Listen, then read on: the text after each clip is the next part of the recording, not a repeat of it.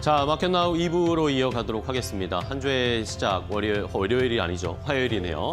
자, 어제 연휴를 쉬고 우리 시장에 왔는데 지난 저희가 연휴 쉬는 동안에 미국 증시가 또 엄청나게 흔들렸습니다.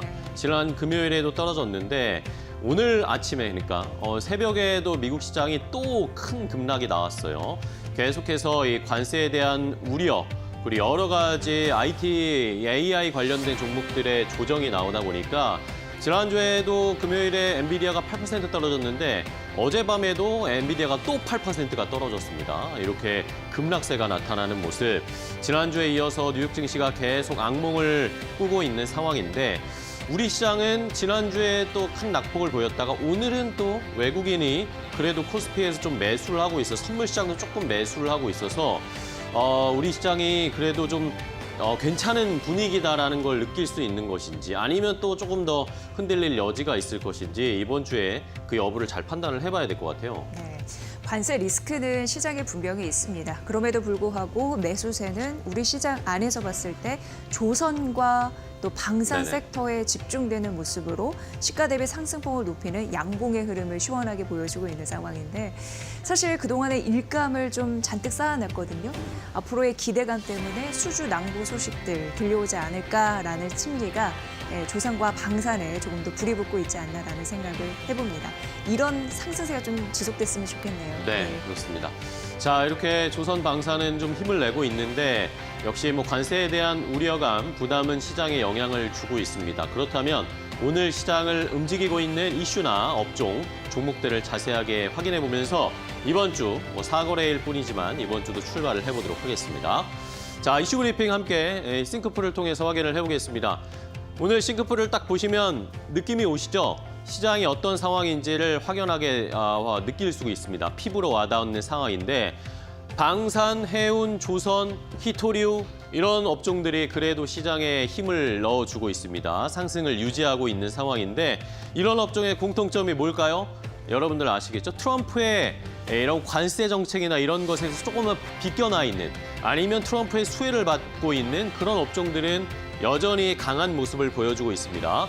자, 방산주 다시 한번 부각을 받고 있습니다. 주말 사이에 저희가 연휴 사이에 트럼프 대통령과 우크라이나 젤렌스키 대통령이 정상회담을 했는데 한마디로 파국이었습니다. 난리가 났죠. 이러면서 방산주들 유럽의 안보, 유럽의 방위는 이제 알아서 해라라는 식의 분위기가 형성됐습니다. 이러면서 유럽에서 간밤에 유럽의 방산주들이 엄청나게 뛰어올랐습니다. 이러다 보니까 우리도 덩달아서 방산주들이 힘을 내고 있고요. 조선해운은 뭐 대체적으로 작년부터 계속 이야기 나왔습니다. 트럼프 대통령이 중국을 때리기 위해서 조선해운도 계속 제재를 가할 것인데 우리가 반사수혜를 받을 수 있는 업종 조선해운이 함께 다시 힘을 내면서 올라가고 있는 상황입니다. 뭐 음식료는 삼양식품 오늘도 올라가고 있는데 그나마 좀 관세에서 조금은 자유로울 수 있을 것이다. 피해를 덜 볼 것이다. 그런 이야기 나오면서 관심을 받고 있고 히토류 역시 계속 이야기 나오고 있죠. 중국에 미국에 반박할 수 있는 카드 아니면 또 우크라이나에서 히토류와 관련된 광물 협정 이야기 계속 나오고 있는데 이러다 보니까 반사 수혜로 올라가고 있습니다. 증권, 원전, 가스 이런 업종들로 상승세 나타내고 있는데 원전, 가스는 뭐 에너지 쪽에 대한 이야기 트럼프와 역시 연관이 되어 있고요. 증권은 넥스트레이드가 오늘 시작이 됐습니다. 뭐 사용을 해보셨나요, 시청자분들? 저도 아직은 뭐 명확하게 사용은 안 해봤는데 조금 더 체크를 해보고 저도 한번 분석을 해보도록 하겠습니다. 자, 이외에 반면에 반도체나 2차 전지, 전고체, HBM 이런 주요 업종들은 여전히 힘을 못 받고 있습니다. 아무래도 트럼프의 관세 시행 밀어붙이겠다라는 것 때문에 부담을 받을 수밖에 없는 상황이어서 주가가 많이 떨어지고 있는 모습이고요. 이외에도 엔터주, 지난주에 엔터주가 오히려 관세에서 좀 자유로울 수 있다라고 하면서 지난주에 많이 올라갔었는데 오늘은 차익 실현 매물이 나오면서 힘을 이어받지는 못하고 있습니다. 엔터주들은 오늘은 조금 조정을 받고 있고 역시 정치 테마주들, 정치인들의 이름이 나오면서 정치 관련 테마주들이 시장에서는 관심을 받으면서 검색 상위로 올라오고 있고 암호화폐, 비트코인도 사실 주말 사이에 좋은 이슈는 나왔습니다. 트럼프 대통령이 전략 자산으로 비트코인, 이더리움, 솔라나, XRP, 이런 가상화폐를 전략자산으로 비축하겠다라는 이야기가 나오면서 주말 사이에 뭐 XRP 같은 경우에는 막 50%, 60% 가격이 올라갔었는데 관세 이야기가 나오니까 또다시 하루 만에 다 조정을 받으면서 제자리로 돌아와 버린 상황입니다. 자, 그렇다면 첫 번째 이슈부터 조금 더 자세하게 체크를 해보도록 하겠습니다. 자, 관세 이야기, 트럼프 관세, 또 트럼프 관세 이야기 계속 나오고 있습니다. 자, 트럼프 대통령이 캐나다와 멕시코에 25%의 관세를 부과하겠다. 예정대로 부과할 것이다 라고 이야기를 했습니다. 이러면은 미국 시간으로 3월 4일에 관세를 부과하게 되는 것이고요. 중국에 대한 관세도 역시 또다시 강행하겠다라고 이야기를 했습니다. 근데 여기에 더해서 원래 10% 추가 관세를 부과하기로 했잖아요. 근데 행정명령을 서명을 하면서 10% 더 추가 관세를 부과하겠다. 결국에는 20% 추가 관세를 부과하는 행정명령에 이렇게 트럼프 대통령이 서명을 했습니다. 굉장히 뭐 천진난만하게 아무 문제 없다라는 식으로 표정을 보이면서 관세에 서명을 했는데 자, 이러다 보니까 시장에서는 다시 관세에 대한 우려감, 결국에는 이런 관세가 미국 내 인플레이션을 자극하게 될 것이고 중국에도 역시 부담을 주게 될 것이고 여기에 덩달아서 우리의 시장에서도 부담을 받을 수밖에 없다. 그리고 상호 관세의 이야기는 4월 2일부터 어쨌든 계속 추진할 것이다라는 이야기를 하고 있는 상황이기 때문에 관세에 대한 부담, 관세에 영향을 받는 업종이나 기업들은 우리는 역시 부담을 받고 주가가 떨어질 수밖에 없는 상황입니다. 자, 이러면은 미국의 동부 시간으로 4일 0시부터 관세가 부과되는 것인데 중국, 캐나다, 멕시코에 관세가 부과되는 겁니다. 우리 시간으로는 오늘 우리 3월 4일 오후 2시부터 이 2시를 기준으로 관세가 과연 부과될 것인지 아니면 지금 몇 시간 좀 남았는데 한 4시간 정도 남았네요. 근데 과연 이 안에 뭔가 또 다른 이야기가 나오면서 트럼프 대통령이 관세 조금 더 유예시켜 줄게 이런 이야기가 나올지 계속 지켜봐야 하는 상황입니다. 자, 여기에 대해서 워런 버핏이 관세에 대해서 좀 얘기를 했습니다. 자, 관세는 이거 어느 정도는 전쟁이나 마찬가지다라고 하면서 시장에 부담을 주는 요소이고 결국에는 관세 인상에 대한 것은 미국의 소비자 그리고 기업들이 그대로 부과할 수밖에 없고 이것을 해결해야 하는 상황일 수밖에 없다. 결국에는 부담스러운 상황일 수밖에 없다라고 시장에서 이야기를 했습니다. 인터뷰를 통해서 워런 버핏이 이야기를 했는데 이러다 보니까 워런 버핏이 작년부터 계속 현금을 많이 보유하는 전략을 세워왔는데 지금 현금 보유량이 이 버크셔 해서웨이가 최대라고 하잖아요. 결국에는 이 전략이 맞아떨어졌던 것이 아닐까. 우리가 시장에 너무 많이 올랐던 것에 대한 기대감, 오히려 워런 버핏의 현금 보유 전략이 맞았던 것인가 다시 한번 생각해보는 시점이 됐습니다. 자, 그렇다면 관세와 관련된 종목, 우리 시장에서는 어떻게 종목들이 움직이고 있을까요? 함께 확인해 보겠습니다. 네, 오늘 좀 엇갈리는 흐름들을 나타내주고 있습니다. 장 초반에는 대부분 약세였는데 그래도 약간 반등을 하는 흐름들이 좀 포착이 되고 있습니다. HD 현대일렉트릭은 2.3% 약세를 오늘 좀 시현하고 있는 상황인데 지금 K전력기기 업체들이 미국 쪽으로 생산 시설을 늘리기 위해서 노력을 하고 있다라는 부분 나타나고 있고 HD 현대일렉트릭도 일감을 5년치 확보하긴 했습니다만 이런 전략적인 흐름을 나타내고 있는 거고요. 내년 초 한 4천억 원을 들여서 미국 엘라바마나 아니면은 우리나라에서는 울산 공장에 변압기 공장을 말씀드리는 건데요. 한 생산량 30%를 끌어올리겠다라는 자구책도 강구하고 있으니까 살펴보시면 될 것 같습니다. 현대차와 현대모비스 같은 경우에 오늘 반등세로 보여주는데 다만 현대차는 오늘 장중에 52주 신저가를 기록을 했습니다. 아무래도 관세 타격에 노출이 되어 있는 상황이고요. 3거래일 만에 0.3% 소폭 반등세 보여주고 있고 현대모비스가 오늘 2% 상승세를 보여주고 있습니다만 지난 거래일은 5.7% 약세였습니다. 절반 정도의 반등세 보여준다라고 보시면 될 것 같고요. 현대제철 같은 경우에도 미국, 북미 생산량을 조절하거나 아니면 공급망을 확대하거나 생산 시설을 미국으로 갖다 놓거나 이런 자구책을 강구하고 있는 상황인데 오늘 눈치 보기 하면서 한 0.5% 하락을 하고 있는 상황입니다. 셀트리온은 지난 거래일에 이어서 오늘도 오르고 있습니다만 고울질환 치료제 바이오시밀러 말씀드리는 건데요. 미국 FDA 허가 소식이 있었기 때문에 관세 리스크 우려에도 상승하고 있다는 점 비교적 좀 차별화되고 보이고 있다는 점 말씀드리도록 하겠습니다. 자, 두 번째 테마 가보도록 하죠. 자, 연휴 사이에 트럼프 대통령이 또 젤렌스키 대통령과 백악관에서 만났는데, 자, 보시는 사진처럼 전혀 다른 생각을 하고 있었습니다.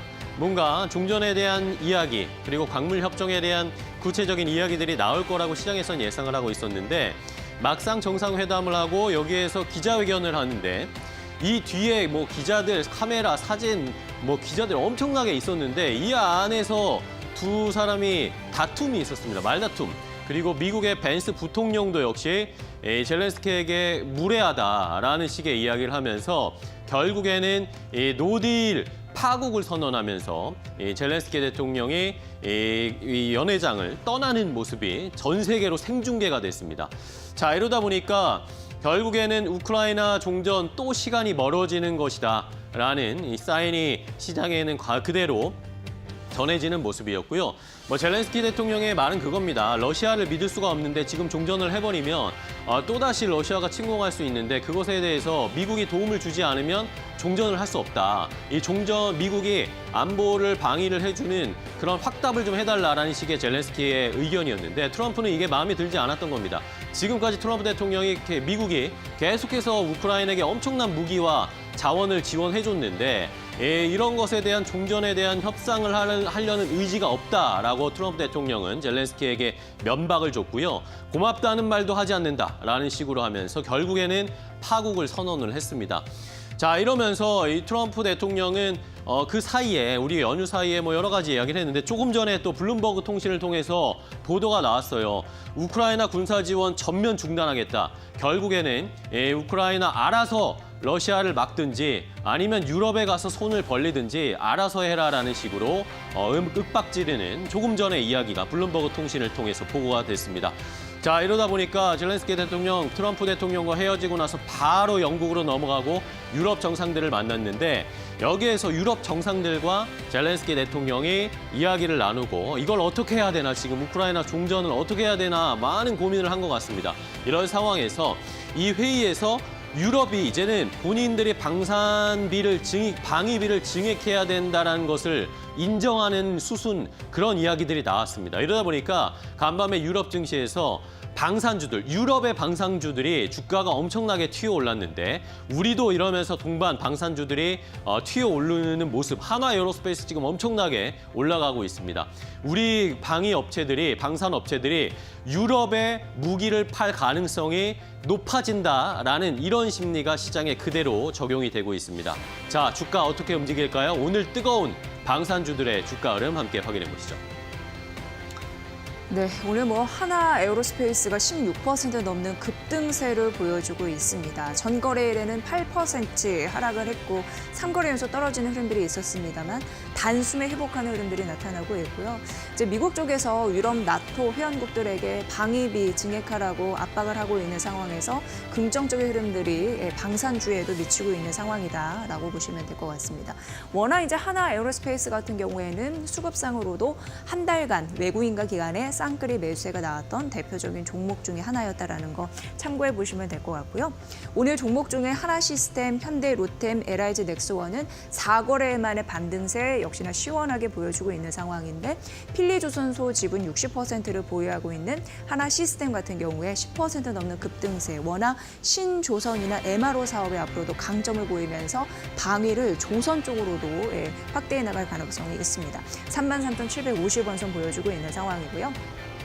현대 로템 같은 경우에도 9.7% 상승하는데 여기는 증권사에서 K전차를 아주 긍정적으로 보여주고 있는 상황이다라고 얘기를 하고 있는 상황이고요. 무엇보다도 현대 로템 최근 2조 넘게 모로코 전동차 사업 수주에 성공을 했습니다. 앞으로 실적이 드라마틱하게 좋아질까에 대한 기대감 일정 부분 있고요. 현재 주가는 85,700원 선 보여주고 있네요. LIG 넥스원도 수주가 굉장히 쌓여지고 있는데 작년 매출 기준으로 6년치 일감이 쌓였다라는 긍정적인 소식과 실적 개선에 대한 기대감이 있습니다. 6% 상승, 28만 9천 원 현재 터치하고 있는 상황이고요.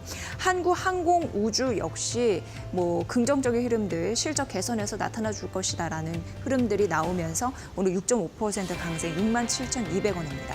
오늘 대부분 방위 산업 관련주는 시가 대비 상승폭 높이는 양봉의 흐름을 가지고 있는 힘이 좀 강한 섹터다라고 말씀드리도록 하겠습니다. 세 번째 테마 만나보시죠. 자, 오늘 시장에 또 뜨거운 업종 하나, 조선입니다. 조선밖에 없습니다. 우리 시장에서 계속 가고, 방산도 가고 있지만 조선은 훨씬 더 드라마틱한 상승률을 보여주고 있는 상황인데, 자, 안덕근 산업통상자원부 장관이 지난 26일부터 한 사흘 동안 미국의 워싱턴을 방문했습니다. 여기에서 미국의 상무장관인 러트닉 장관을 만났는데 여기에서 조선 이야기를 했답니다. 우리 배부터 만들어달라라는 미국의 그런 요청도 있었고, 안덕근 산업장관이 미국이 만약에 군함, 탱커, 쇄빙선 이렇게 패키지로 우리에게 조선 배를 만들어달라고 주문을 하면 우리 기업들과 협의를 해서 다른 주문보다 미국 배를 먼저 만들어주겠다. 이런 식으로 러트닉 장관에게 제안을 했답니다. 우리가 먼저 제안을 한 거예요. 그러다 보니까 미국에서 땡큐라고 하면서 고맙다라는 식의 호의적인 반응이 나왔답니다. 이러다 보니까 오늘 조선주가 이런 워딩들의 반응을 보이면서 주가가 튀어오르고 있고, 지금 시장 상황이 전반적으로 불안한데 역시 관세에서 자유롭고 미국에게서 호의적인 그런 산업이 지금 조선으로 더 부각받게 되는 거고, 미국에서도 우리나라와 협력할 의사가 있다는 걸 차근차근 표시를 내고 있습니다. 법안도 상정을 하고 있고, 이 정부 쪽, 행정부 쪽에서도 상무장관이 우리에게 이런 식으로 호의적으로 대하고 있다는 것은 너무나 좋은 상황이죠. 자, 이러다 보니까 결국에는 우리가 조선으로 조금 더 돈을 벌거나 미국과 좋은 협상 카드를 사용할 수 있을 것으로 예상이 되고 있습니다. 여기에다가 우리나라 산업장관이 또 제시한 것이, 미국에서 지금 가스라든지 에너지 관련해서 판매를 하겠다고 트럼프 대통령이 얘기를 했었잖아요. 우리가 이런 가스나 에너지도 구입할 수 있다. 우리가 구입할 수 있으니까 한번 제안을 생각을 해봐라라는 식으로 조선과 가스, 에너지로 미국에게 협상 카드를 제안했습니다. 자, 이러다 보니까 트럼프가 관심을 가지고 있는 것을 어쨌든 구미를 당겼고요. 한미 통상의 첫 시작, 우리가 지금 탄핵 정국이기 때문에 굉장히 불안한 상황인데 미국과의 이런 카드 협상을 잘할 수 있을까 걱정이 있었는데, 일단은 첫 물꼬를 튼 것은 긍정적으로 보인다. 산업부 측에서도 우리나라를 캐나다나 멕시코, 중국처럼 생각하지는 않는 것 같다. 어쨌든 우호적인 분위기였다라는 식의 코멘트들이 있었습니다. 자, 이러면서 조선주가 한 번 더 부각받고 주가가 또 튀어오르고 있습니다. 어느 정도까지 올라가고 있을까요? 조선주의 흐름도 함께 확인해 보시죠. 하나오션이 잘 가네요. 3거래 연속 상승하고 있고 현재 13% 넘는 시세를 분출하면서 84,600원 선 보여주고 있는 상황입니다. 하나오션 같은 경우에는 긍정적인 수주 기대감이 일단 받쳐주고 있다는 데에서 투자 심리가 쏠리고 있는 것으로 파악이 되고 있는 상황이죠. 참고해 보시면 될 것 같고요. 하나오션도 그렇고 HD 현대중업도 그렇고 작년 7월부터 미국 해군과 함께 MRO 사업에 대한 긍정적인 사업 계약 소식 이런 부분을 알렸기 때문에 앞으로도 그 장밋빛 미래가 서려 있다라고 보시면 될 것 같습니다. HD 한국조선해양도 시장 지배력을 좀 탄력적으로 가져가고 있는 상황에서 오늘 6% 강세 22만 7천 원 선 보여주고 있고, 여기에 이제 자회사가 HD 현대미포입니다. 여기는 중형 선박 기술을 굉장히 잘 가지고 있죠. 근데 이쪽에 친환경 시장을 좀 선도하고 있습니다. 선박 관련 말씀드리는데요. 오늘 3% 상승하면서 10만 원선 위에서 움직이고 있다는 점 말씀드리고, 역시 친환경 기술을 가지고 선박 시장에서 안정적인 실적 개선에 대한 흐름들을 보여주고 있는 증권사가 그렇게 평가를 하고 있는데요. 삼성중공업이 4% 강세의 힘으로 14,530원 선 가리키고 있다는 점 말씀드립니다. 오늘 조선 관련주도 방산 관련주와 함께 시가 대비 상승폭 높이는 양봉의 흐름들을 두루두루 갖추고 있습니다. 자, 트럼프의 관세에 따라서 시장이 출렁거리고 있습니다. 이런 시장에서 어떻게 대응해야 할까요? 종목별 투자 전략 이데일리온 파트너와 함께 더 자세하게 알려드리도록 하겠습니다.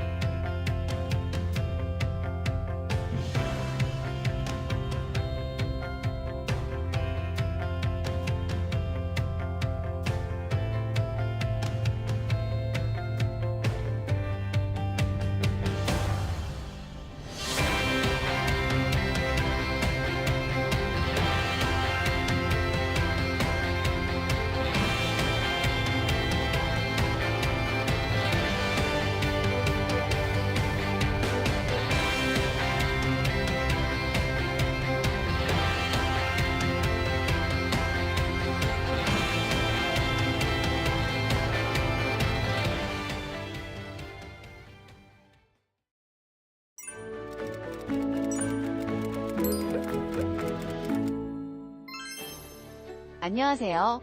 오늘은 중국의 가장 중요한 정치 행사 중 하나인 양회에 대한 내용을 준비했습니다. 양회는 매년 3월 중국에서 열리는 최대 정치 행사를 뜻합니다. 전국인민정치협상회의와 전국인민대표대회를 아울러서 부르는 말이 양회인 것이죠. 정협과 전인대에 대해 조금 더 자세히 설명드릴게요. 정협은 중국 공산당이 정책을 결정할 때 의견을 수렴하는 정책 자문기구입니다. 정협위원 2,000명은 전인대에 의견을 제시할 수 있지만 입법권이나 의사결정권은 없습니다. 전인대는 입법권, 국가의사결정권을 갖고 있는 중국 최고 국가권력기관인데요. 국가주석 등의 지도부 선출, 국가예산심의 비준을 맡고 있으며 개헌 권한도 가지고 있습니다.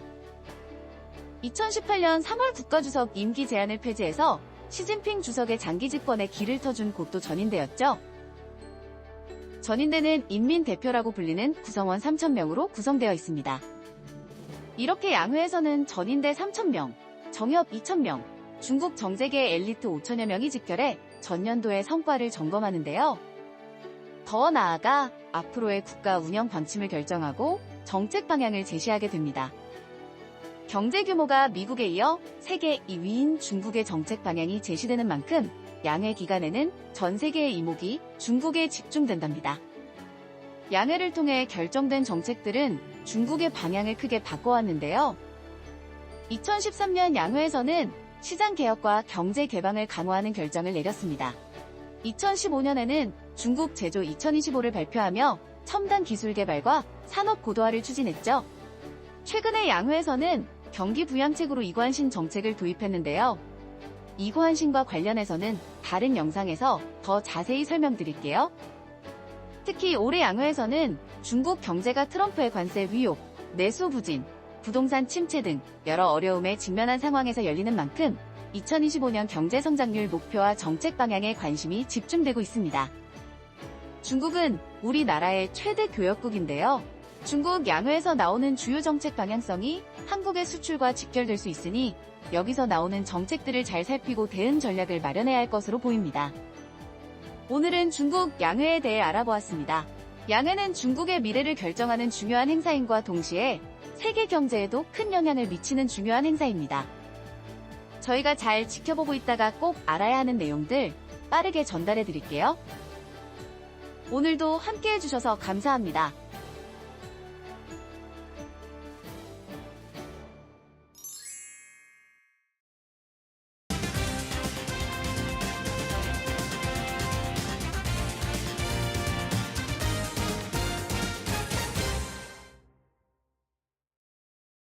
이데일리온 라이브 시간으로 이어가 보겠습니다. 오늘도 이데일리온 라이브가 진행되는 동안 시장에 대한 궁금증 함께 알아가는 시간으로 이어가 보겠습니다.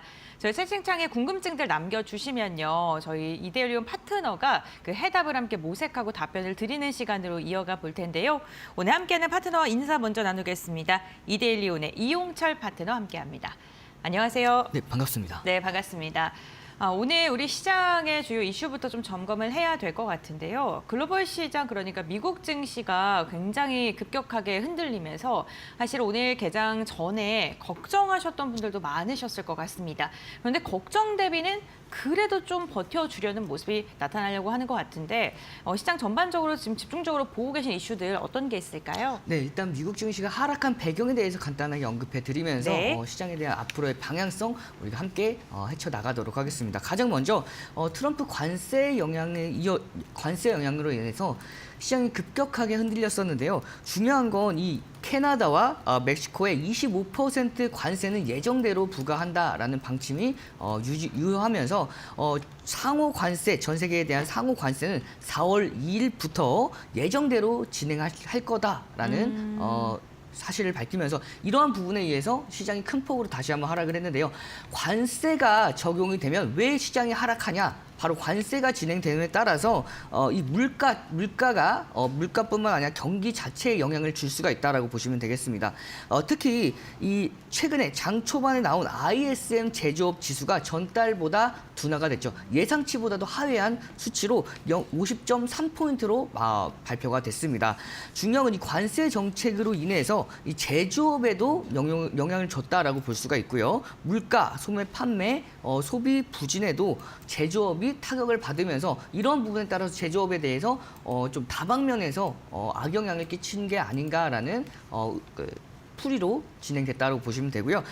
다만 관세 같은 경우에는 여러 차례 시장에서 반영되어 왔기 때문에 선반영되어 왔기 때문에 이런 변동성은 확대가 될 수가 있지만 앞으로의 방향성 자체는 크게 영향을 주지 못할 것으로 전망이 됩니다. 따라서 이 관세로 인해서 시장이 조정을 받을 때 여러분들께서 좀 더 강력하게 공략을 해 나가신다면 앞으로의 상승하는 흐름들 여러분들께서도 이런 저가에서 잡아가실 수가 있다라고 판단이 되고요. 제가 지난주 금요일 날에도 말씀을 드렸듯이 시장 단기간의 조정 장세 얼마 남지 않았다라고 말씀을 드린 만큼 오늘 코스피 기준으로는 강보합권대 위치해 있죠. 따라서 이제 단기간의 조정은 어느 정도 다 마무리가 됐습니다. 앞으로의 상승 흐름에 대해서 여러분께서 오늘부터 공략을 해 나가신다면 분할 관점으로 진행해 나가셨던 종목들은 상승하는 흐름들을 함께 해 나가실 수 있을 것이라고 판단되기 때문에 여러분들 시장이 조정을 받을 때 좀 적극적으로 공략 유지하는 전략 잡아가시길 바라겠습니다. 네, 알겠습니다. 시장이 좀 조정을 받을 때 오히려 시장을 매수의 기회로 삼는 것이 좋겠다라고 이야기해 주셨습니다. 우리 시장 2월 마지막 거래일이 종료된 뒤에 여러 가지 이슈들이 나왔었죠. 우선 물가 지수는 미국에서 좀 잡혔다라는 기대감이 나왔는데 역시나 이 제조업 지표가 조금 부진했던 게 영향을 미쳤습니다. 시장에서 우려하는 이 경기 둔화 시그널이 지속적으로 포착이 되면서 이로 인해 시장에서는 트럼프 관세에 대한 리스크가 더욱더 커질 수밖에 없는 상황이 지금 달아온 건데요. 특히나 이번 주에도 여러 가지 이슈가 있습니다. 트럼프가 이제 내일 밤이죠. 현지 시각으로 4일 날 멕시코와 캐나다의 관세를 예정했던 대로 부과하겠다라고 이야기를 했고 중국에 대한 추가 관세 10%를 부과하는 것도 그대로 진행하겠다라고 이야기를 했습니다. 이러한 가운데 중국에서 양회가 지금 진행이 됐습니다. 개막을 했는데요. 양회에서 여러 가지 지원 정책 어떠한 산업을 키우겠다라는 이야기 그리고 경제 성장률 5%를 유지할 것에 대한 것도 주목하고 있겠습니다만 그것보다 중요한 건 현재 시장에서는 미국의 관세에 대응해서 중국에서 어떠한 또 이야기를 꺼내들지 맞불 작전을 펼쳐낼지에 대해서도 시장은 주목을 하고 있습니다. 이런 오늘 대도 관련 기업인 샘표와 같은 기업들도요 시장에서 좀 주목받고 있는 상황이고요. 히토류 관련 기업들도 미중 무역 분쟁이 점점 더 커지게 된다면 이로 인해 당연히 튈 수 있다, 수혜를 받을 수 있다라는 이야기가 나오면서 오늘 시장에서 좀 주목을 받고 있습니다. 이렇게 지금 트럼프의 발언들로 인해서 시장이 크게 출렁이고 있는 상황인데 오히려 파트너님께서는 시장이 이러한 분위기일 때 담아가는 것도 좋겠다라고 이야기를 해주셨습니다. 우선 우리 시장 금요일장 같은 경우에는요. 양시장이 3%가량 빠졌고요. 미리 많이 빠졌기 때문인지 오늘 우리 시장 유가증권 시장, 미증시 나스닥이 2.6% 급락했음에도 불구하고 코스피 같은 경우에는 보합권에서 지금 등락을 거듭하고 있는 상황이고요. 코스닥 같은 경우 오늘 1.3%가량 강하게 밀리고 있습니다. 외국인의 수급도 지금 보시게 되면 외국인이 320억 원가량의 물량을 유가증권 시장에서 담아내고 있습니다만 지금 코스닥에서는 300억 원가량의 물량을 토해내고 있습니다. 여기 시장의 전반적인 이슈와 분위기도 함께 확인해 봤고요. 그렇다면 이용철 파트너가 이러한 시장 속에서 주목하고 있는 섹터 어떤 게 있는지 지금부터 알아보도록 하겠습니다.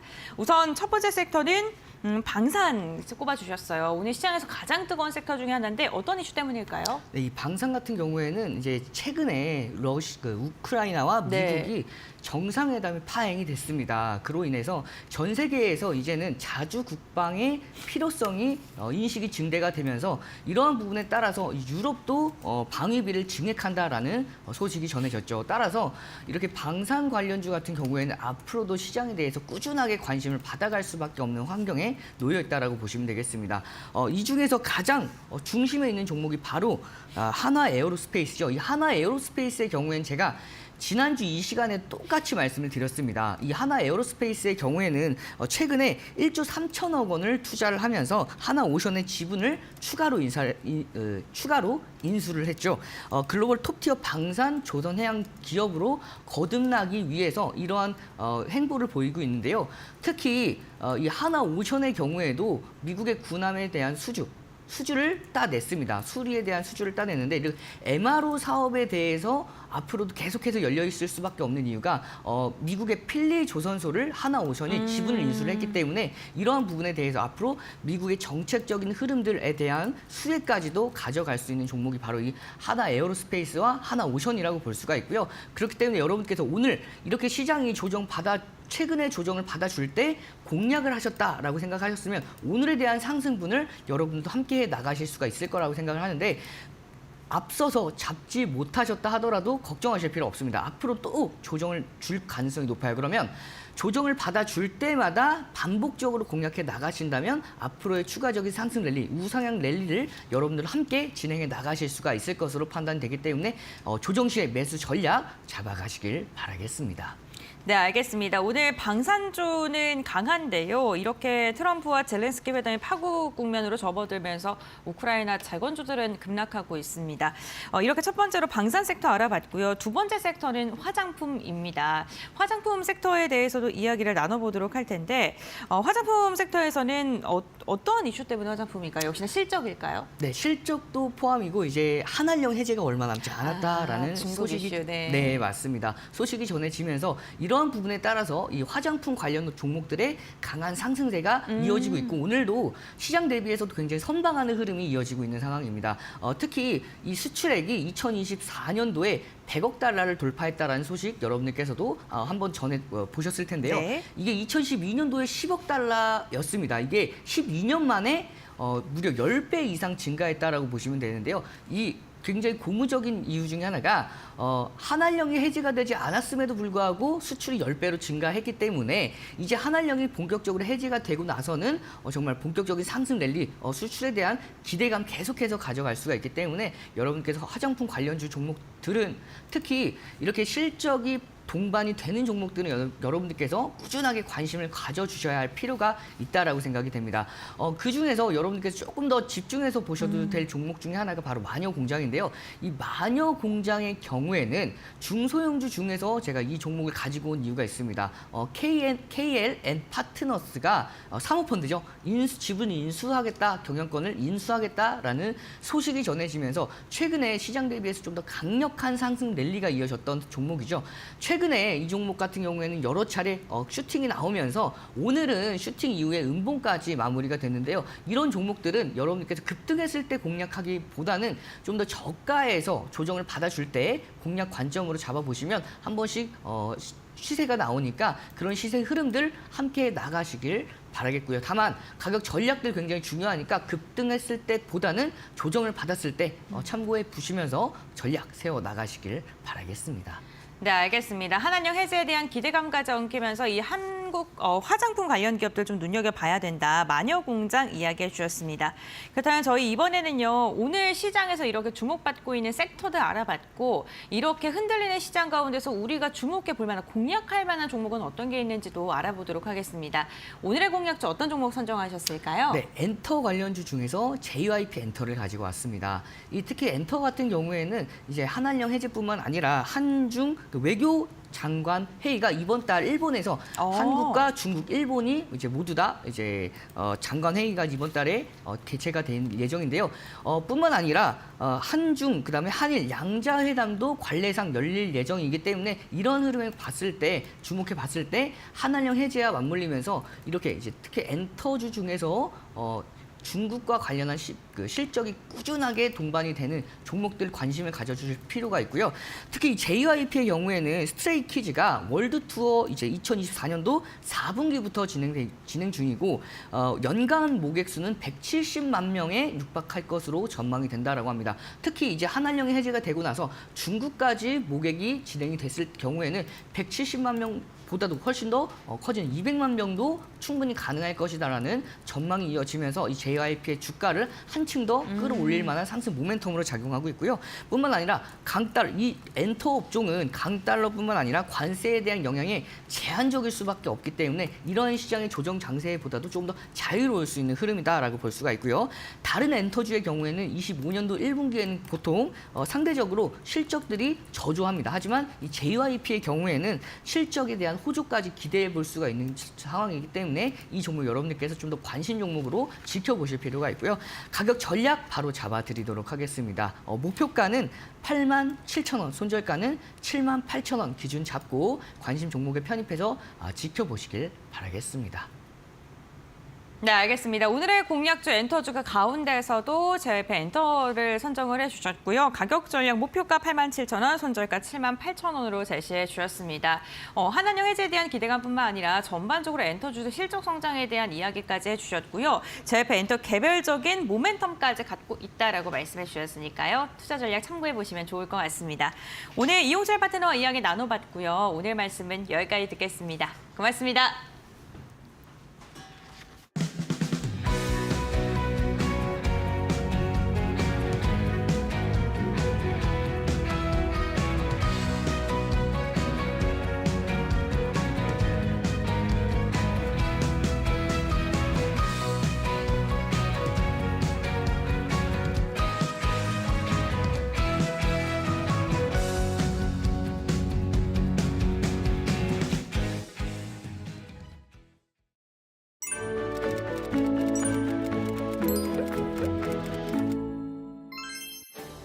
안녕하세요. 오늘은 중국 경제 정책에서 중요한 개념인 이구환신에 대해 알려드리겠습니다. 이 정책이 무엇인지, 왜 중요한지, 그리고 우리 생활에 어떤 영향을 미치는지 쉽게 설명해 드릴게요. 이구환신이란 오래된 것을 새로운 것으로 바꾼다는 뜻으로 중국 정부가 추진하는 소비 촉진 및 산업 구조 조정 정책입니다. 쉽게 말해 노후된 제품을 버리고 새로운 제품을 구매하도록 유도하는 정책입니다. 이관신 정책은 2009년 글로벌 금융위기 이후 중국 정부가 내수 경제를 활성화하기 위해 처음 도입했습니다. 중국 경제의 내수 침체, 생산 둔화, 투자 감소 등 저성장의 신호가 나타나면서 중국 정부의 대대적인 부양 필요성이 대두된 거죠. 이에 따라 가전, 자동차, 인테리어 제품을 중점 교체 분야로 선정하고 이를 장려하는 보조금 정책이 시행되었으며 이후 여러 차례 업그레이드되어 지속적으로 추진되고 있습니다. 그럼 이관신 정책의 기대 효과에 대해 말씀드릴게요. 먼저 오래된 제품 교체를 유도하면서 소비를 촉진하고 경제를 활성화시킬 수 있습니다. 또한 대규모 설비 투자를 유발함으로써 경기 회복에 긍정적 요인으로 작용하도록 기대할 수 있죠. 더불어 급속한 산업화와 도시화로 심각해진 환경 문제를 이관신 정책으로 완화할 수 있는데요. 전자 폐기물의 증가를 억제하고 자원 재활용 촉진에 효과가 있습니다. 이관신 정책을 통해 전자 폐기물의 증가를 억제하면서 자원 재활용 촉진 효과를 기대할 수 있고 친환경 기술이 적용된 신제품을 사용하면서 환경 보호의 효과도 기대할 수 있습니다. 마지막으로 산업 구조 조정 및 소비자 권익 보호의 효과도 기대할 수 있는데요. 구형 가전, 자동차, 설비 등을 신제품으로 교체하면 산업 전반의 생산성과 경쟁력이 강화되고 새 제품을 저렴하게 교체할 수 있기 때문에 소비자의 권익 보호와 구매력 강화 효과를 기대하는 것입니다. 이관신 보조금은 지역별로 규모와 조건의 차이가 있는데요. 각 지방정부는 지역 특성에 맞는 지원금을 설정하고 일부 지역에서는 세금 감면, 혜택을 추가로 제공하는 경우도 있습니다. 이관신 정책은 중국 정부가 내수 산업을 키우는 전략이기 때문에 우리나라 기업들에게는 부담으로 작용할 수 있습니다. 하지만 반도체, 디스플레이나 고사양, 고기술력을 요하는 설비 분야에서는 외국산으로 교체 수요가 발생할 수 있다고 하는데요. 이런 수요는 적극 발굴해서 중국 시장 확대의 기회로 삼을 수 있다고 하니 중요한 이슈나 정보는 저희가 잘 살펴서 빠르게 알려드릴게요. 오늘은 중국의 중요한 경제정책, 이구환신에 대해 알아보았습니다. 다음 시간에도 유익한 영상으로 찾아올게요. 감사합니다.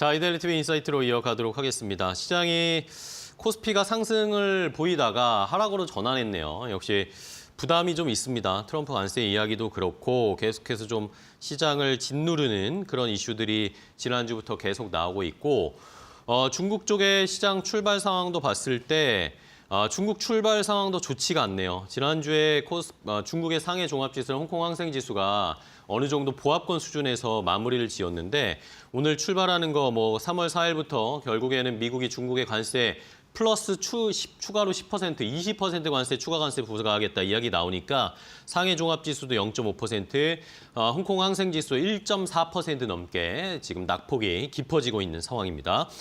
일본 니케이가 2% 넘게 하락세를 나타내면서 우리 시장은 그래도 상대적으로 좀 괜찮은 모습인데 아까는 코스피가 상승을 보였는데 지금은 일단 하락으로 전환한 상황. 아까도 말씀드렸지만 오후 2시까지는 중국의 관세 부과 미국이 어떻게 결정할지 계속 좀 살펴보시면서 시장을 대응을 해야 할 것 같습니다. 자, 그럼 시장에서 조금 더 투자 전략 깊게 알아보도록 하겠습니다. 오늘은 이데일리 마케팅 센터의 권소연 센터장과 이야기를 나눠보겠습니다. 안녕하세요, 센터장님. 네, 안녕하세요. 네, 반갑습니다. 오랜만에 뵙네요. 네, 성동원입니다. 네. 자, 오늘 또 오랜만에 나오셨으니까 어떤 이야기를 해볼지도 궁금한데요. 최근에 시장이 뭐 트럼프가 매일 관세 이야기 하고 있고 뭐 부담이 너무 많습니다. 미국의 AI주들도 막 흔들리고 이러다 보니까 어느 쪽에서 저희가 투자 아이디어를 좀 얻어보면 좋을까요? 일단 뭐 오늘 오일머니 얘기를 좀 한번 해볼까 오일머니? 싶은데요. 네네. 지금 글로벌 자본시장에서 오일머니만큼 큰 손이 없어요. 그러니까 그쵸, 그쵸. 외신 헤드라인에도 사실 이 오일머니라는 단어가 굉장히 많이 지금 등장을 하는데 우리가 오일머니라고 하면 석유를 수출해서 번 돈을 의미하는데 이게 사실 뭐 페트로달러, 뭐 오일 달러라고도 많이 이제 얘기를 하거든요. 네네. 그러니까 이 페트로달러라는 이름은 사실 1974년에 미국하고 사우디하고 이제 무역 협정을 할 때 네. 당시 미국 쪽 파트너가 헨리 키신저 국무장관이었거든요. 그 유명 키신저. 그렇죠. 키신저 장관이 사우디 국왕과 협상을 하면서 미국이 사우디 안보를 보장을 할 테니 사우디가 앞으로 이 미국뿐만 아니라 다른 나라에 이 석유를 수출할 할 때도 달러로만 지불해달라라는 이제 협약을 맺은 거예요. 그래서 사실 그 전에 뭐 금태환 중지하고 이러면서 달러의 위상이 굉장히 하락을 했었는데 이 페트로달러가 부상을 하면서 달러의 위상이 좀 강화된 면이 있었던 거죠. 달러 패권을 강화하기 그렇죠. 위해서 그렇죠. 그때부터 이제 원유 시장에서 영국 파운드와는 좀 몰락을 하고 이제 미국 달러가 원유 시장의 패권을 잡았다라고 해도 과언이 아닌 건데 그때부터 페트로달러라는 말이 약간 좀 보편적으로 네, 쓰이기 그쵸, 시작했고 페트로달러가 뭐 오일달러 그게 또 오일머니 오일머니. 뭐 이런 식으로 쓰인 건데 사실 중동 외에도 석유를 생산해서 수출하는 국가들이 여럿 있잖아요. 그쵸, 뭐 네. 미국이 대표적이고 미국은 사실은 생산해서 자국에서 이제 소비하는 경우인 거고 이제 노르웨이라든가 뭐 러시아라든가 그쵸, 뭐 러시아도 있고. 브루나이라든가 뭐 이런 데들 이제 주요 석유 생산국으로 볼 수가 있는데 지금 한국 자본시장에서 오일머니라고 하면 대부분 이제 중동 자금으로 이해를 하는 경우가 많죠. 그러니까 뭐 보편적으로 그렇게 이해를 하는 경향이 있는데 사실 중동 국가들이 뭐 다른 산업보다는 석유를 수출해서 번 돈으로 이제 지금까지 경제 성장을 일궈왔잖아요.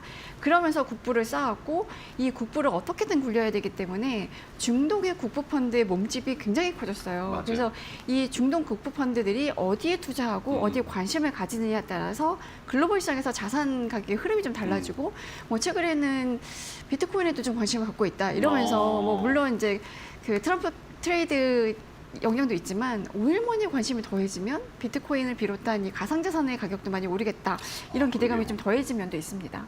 네, 그렇습니다. 말씀을 뭐 개념을 일단은 저희가 알아봤어요. 페트로달러에서 시작을 해서 뭐 그 당시에는 어쨌든 미국이 뭐 지금처럼 달러 패권을 더 강화하기 위해서 시작한 것이었는데 결국에는 중동 국가들이 뭐 기름을 팔아서 뭐 돈을 너무 많이 벌었으니까 그걸로 뭔가 또 다른 일을 해야 되고 또 다른 돈을 벌어야 되는 그런 개념으로 지금은 바뀌었습니다. 말씀해 주신 것처럼 어쨌든 중동의 이런 오일머니는 국부펀드 위주로 그 나라들의 국부펀드 위주로 투자를 하고 거기서 또 새로운 것들을 창출해내는데 우리나라에서도 마찬가지잖아요.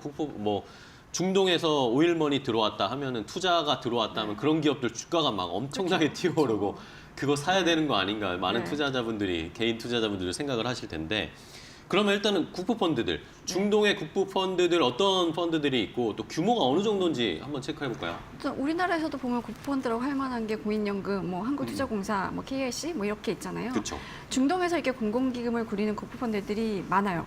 이 글로벌 국부펀드 우리가 이제 SWF라고 부르는 이 이제 기관이 보통 국부펀드 자료를 집계를 하는데 네네. 그 자료를 보면 지난해 걸프 협력 회의 우리가 GCC라고 부르는데 네. 여기 이제 6개 중동 국가들이 들어가 있습니다. 그러니까 사우디아라비아와 아랍에미리트, 아랍에미리트, 그리고 이제 카타르, 오만, 쿠웨이트, 바레인까지 이제 6개 국가가 이 GCC에 들어가 있는데 이 6개 국가의 국부펀드 규모가 5조 3,300억 달러예요. 지난해 기준으로. 야. 근데 작년에 전 세계 국부펀드 운용자산 13조 달러였거든요.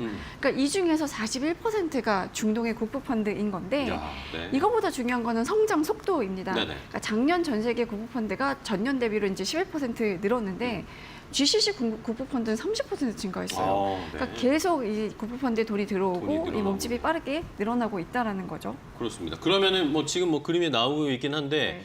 어떤 국부 펀드들이 순위도 있을 것 같고 어느 정도 네. 규모를 가지고 있는 어떤 나라들이 어떤 펀드들이 있나요? 지금 아부다비 투자청 우리가 ADA, 아부다비, IA로 네. 이제 줄여서 부르는데 아부다비 투자청이 1조 1,000억 달러 조금 넘게 굴리고 있고 이게 하나로 따져보면 한 1,610조 원 정도 돼요. 국민연금이 1,000조 원 넘었다 이러면서 이제 팡파를 네. 울린 지가 얼마 안 됐는데 여긴 더 많은 거죠. 그러게요. 그리고 사우디 공공투자기금이 이제 9,250달러, 그리고 카타르 투자청 5,000억 달러 좀 넘고요. 두바이 투자청이 한 3,600억 달러 되는 거고, 무바달라, 그리고 아부다비 국영 지주회사 뭐 이런 순서인데 중동 국가의 빅3가 우리가 보통 아랍에미리트와 사우디와 사우디, 카타르 이렇게 카타르. 세 나라를 꼽잖아요. 그런데 이 국부펀드 중에서 아부다비 투자청하고 두바이 투자청, 무바달라, 아부다비 국영 지주회사가 아랍에미리트 소속이에요. 아랍에미리트죠. 그리고 사우디는 공공투자기금, 우리가 PIF라고 불리는 공공투자기금 하나 있고, 카타르는 카타르 투자청 하나 있는데, 이제 뭐 표에서도 보시다시피 아랍에미리트가 압도적이긴 합니다. 네네. 근데 이들 국부펀드에 이제 아웃바운드 투자가 늘고 있는데, 아웃바운드 투자라는 거는 이 해외 투자를 하는 거예요. 우리나라도 사실 국내 주식, 국내 채권에 투자도 하고, 해외 채권, 해외 주식, 대체 투자도 이제 해외 투자를 많이 하잖아요. 마찬가지로 중동 국부펀드도 이제 해외 투자를 좀 늘리고 있는 추세인 건데, 지난해 아랍에미리트 국부펀드인 무바달라가 사우디 PIF를 제치고 투자금 지출 1위에 올랐어요. 그래서 무바달라의 지난해 투자금이 292억 달러였는데 그게 전년 대비로 보면 67% 늘어난 거거든요. 네네. 그래서 우리나라에서 요즘 무바달라에서 누가 왔다 이러면 다들 이제 줄 서서 만나고 싶어하는 그쵸. 분위기이기도 하고, 무바달라가 뭘 조선발로 달려가야죠. 했다라는 게 굉장히 이제 이슈가 되고 있는 상황입니다. 네. 자, 무바달라가 뭐 운용자산 규모에 비해서 어쨌든 해외에 투자하는 비중이 높네요. 금액 자체도 높은데 해외 그렇죠. 쪽에 투자하려는 비중 자체도 무바달라가 높은 상황인데, 자, 그렇다면은 어쨌든 뭐 다른 나라에 대비해서 중동 국가들의 이 국부펀드 규모가 늘어난 게 30%나 더 늘어났다고 네. 했잖아요. 그러면은 왜 이렇게 빨리 늘어나고 있는 걸까요? 뭐 기름이 그렇게 잘 팔립니까? 돈을 어디서 버는 걸까요? 그렇죠. 이제? 석유를 팔아서 번 돈이긴 한데 이게 사실 유가라는 게 오르기도 하고 내려가기도 네네, 하고 그쵸. 이러잖아요. 근데 산유국은 이 생산을 조절이 가능하잖아요. 만약에 유가가 떨어진다 그러면 생산을 좀 줄여서 유가를 좀 올릴 수도 있고, 만약에 뭐 판매량을 줄여도, 그러니까 생산을 줄이면 그만큼 가격이 오르기 때문에 판매량을 줄여도 수익이 그렇게 주는 분위기는 아니고요. 그쵸. 미국이 사실 셰일가스 생산을 늘리니까 사우디가 석유 생산을 확 줄여서 유가를 좀 떨어뜨리고, 그래서 셰일가스라는 거는 사실은 이 셰일가스를 이제 취취하는, 그러니까 채굴 하는데 굉장히 비용이 많이 들기 때문에 유가가 어느 정도 이하로 떨어지면 수지 타산이 안 맞아요. 근데 약간 치킨 게임처럼 사우디가 유가를 확 낮춰서 미국이 세계가스를 줄일 수밖에 없는 상황을 만들고, 그 유가가 올라가면 그때 이제 생산을 다시 늘리거나 약간 그쵸. 이런 전략을 계속 쓰기 때문에 석유 판매, 석유 수출로 인한 수입은 이제 계속 들어올 수밖에 없는 거고요. 뭐 사실 이제 석유를 판매해서 수익을 올릴 수 있는 건 기본적인 전략인 건데, 문제는 석유가 무한하지 않다라는 그쵸. 점인 거잖아요. 그래서 한정되어 있잖아요. 그렇죠. 만약에 석유가 고갈되면 뭐 먹고 살 거야라는 고민들을 아주 오래전부터 시작을 했었고, 그래서 중동 국가들이 계속 탈석유를 지향을 했었잖아요. 그래서 뭐 대체 에너지 개발에도 관심을 좀 갖고 있고, 비석유 부분의 투자도 굉장히 많이 해왔었어요. 그래서 이 비석유 부분이 경제 성장에 기여한 바도 상당한데, 그러면 우리 사우디 뭐 네옴시티 투자 뭐 이런 것도 그렇죠. 이런 맥으로 봐야 메이에라 뭐 되겠네요. 이런 것들도 사실 이 석유 의존도를 낮추기 위해서 이제 전략적으로 추진을 하고 있는 건데, 실제로 영국의 월드 이코노믹스라는 곳이 이제 추정한 바에 따르면 네네. 최근 3년 연평균 경제 성장률이 아랍에미리트가 5.6%에 달해요. 음. 그리고 사우디가 3.4%, 카타르가 2.6%인데 어쨌든 이제 석유 부분에 더해서 비석유 부분을 좀 확장하고 여기 투자하고 개발하고 이러면서 이 부분이 경제 성장률에 기여하는 바가 늘어나고 그러면서 경제 성장률을 3년 연평균 5%면 굉장히 높은 수준인 거거든요. 네. 그렇게 유지하고 있다는 게 이제 국부펀드 성장에도 어느 정도 기여를 하고 있는 거죠. 그렇습니다. 어쨌든 뭐 네옴시티 몇 년 전에 한참 뭐 이야기 많이 나왔어. 우리 뭐 네옴시티 관련주 이러면서 그렇죠. 테마도 막 생기고 그랬는데 요즘 좀 잠잠하긴 한데 어쨌든 석유 이외의 곳에서 뭐 돈을 벌고 국가는 키우려는 그런 노력들을 하면서 그런 일환으로 해외에도 투자를 하고 뭐 이런 국부 펀드들의 중동의 국부 펀드들의 움직임을 볼 수 있습니다. 자, 근데 어쨌든 아까 국부 펀드들 중에서도 자금도 많고 개수도 많고 한 것이 결국에 아랍에미리트 국부 펀드들이 많더라고요. 근데 경제 성장세도 가파르고 5.6%나 성장하는 건 전 처음 알았네요. 와, 네, 성장률이 굉장히 좋네요. 근데 뭐 어쨌든 이런 아랍에미레이트 쪽에서의 움직임을 저희가 잘 봐야 돈의 흐름을 봐야 우리도 뭔가 수익을 볼 수 있을 것 같고 투자 아이디어를 얻을 수 있을 것 같은데 때마침 센터장님이 아부다비 다녀오셨다면서요? 네, 뭐 출장으로 다녀온 건 아니고 네. 사실 휴가. 휴가로 네. 다녀온 건데 휴가의 목적지가 사실 아부다비는 아니었었어요. 네네. 근데 이제 경유를 하다 보니까 중간에 스톱을 해서 아부다비에 경유하셨어요? 네, 이제 사흘 정도 있었는데 어떻던가요, 아부다비가 분위기? 생각했던 것보다 굉장히 큰 도시였고 완전 글로벌 도시더라고요. 그러니까 우리 한국인들한테는 사실 두바이가 더 많이 그쵸, 알려져 네. 있는데 두바이가 사실 아랍에미리트는 7개 토국이 이제 합쳐져서 연합국가로 형성이 되어 있는 국가인데 그 중에서도 아부다비가 경제 규모가 가장 큽니다. 그러니까 아부다비 다음이 두바이고 두바이 다음이 샤르자 이런 순서인 건데 어쨌든 이제 두바이는 마케팅을 좀 잘한 것 같아요. 예를 들어 이제 뭐 부즈칼리파라든가 아주 고층 건물들을 이제 관광의 자원으로 많이 활용을 한 건데 그쵸. 실제로 가보면 아부다비는 굉장히 이제 가족들하고 놀 것들이 많아요. 그래요? 그러니까 뭐 여기가 지금 뭐 석유 부분뿐만 아니라 뭐 관광, 건설, 제조업, 금융 뭐 이런 비석유 부분을 굉장히 투자를 많이 해서 이런 산업 중심으로 이제 성장세를 보이고 있는 네. 건데 외국인 지분 100%를 인정해 주는 곳이거든요. 그리고 그러니까 이제 글로벌 예. 정세가 불안할 때는 오히려 아랍에미리트의 뭐 부동산 투자 수요라든가 이런 것들이 꾸준히 늘어날 수밖에 없고 그리고 굉장히 열려 있어요. 다른 나라와의 경제 협력 이런 것들이 굉장히 그러니까요. 열려 있기 네. 때문에 뭐 그러니까 아랍에미리트는 글로벌 투자자들한테는 그래도 투자하기에 좀 안전한 그러니까 조금 불안하면 오히려 이쪽에 이제 안전한 피난처 이런 것들을 좀 인식이 되어 있는 상황이고 그래서 유동성이 굉장히 확대됐다는 평가인 건데 뭐 아랍에미리트가 이제 경제 성장할 수 있었던 기반에는 이 도시로 굉장히 사람들이 많이 유입이 되고 네, 있다는 그렇다고 것도 이제 한 하더라고요. 가지인 건데 2024년 기준으로 아랍에미리트 인구가 1,102만 명 수준이에요. 그러니까 이 중에서도 사실 이민자의 비중이 굉장히 큰데 에미라티 자국민의 비중이 11%밖에 안 돼요. 10%밖에 안 돼요? 네, 11%, 11 정확히는 이제 11.5%인 거고 11.5%. 인도인이 38%로 굉장히 아. 많고요. 뭐 파키스탄, 방글라데시, 뭐 필리핀, 이란, 이집트, 네팔 순으로 네, 외국인들 그러니까 외국인 노동자의 비중이 좀 큰데 뭐 어디를 가도 다 영어가 통하고 이제 관광 산업 자체도 꽤 성장세인 것 같은데 어쨌든 저는 이제 관광 목적으로 네네네. 갔으니까 관광 산업에 대해서 확인을 해보면.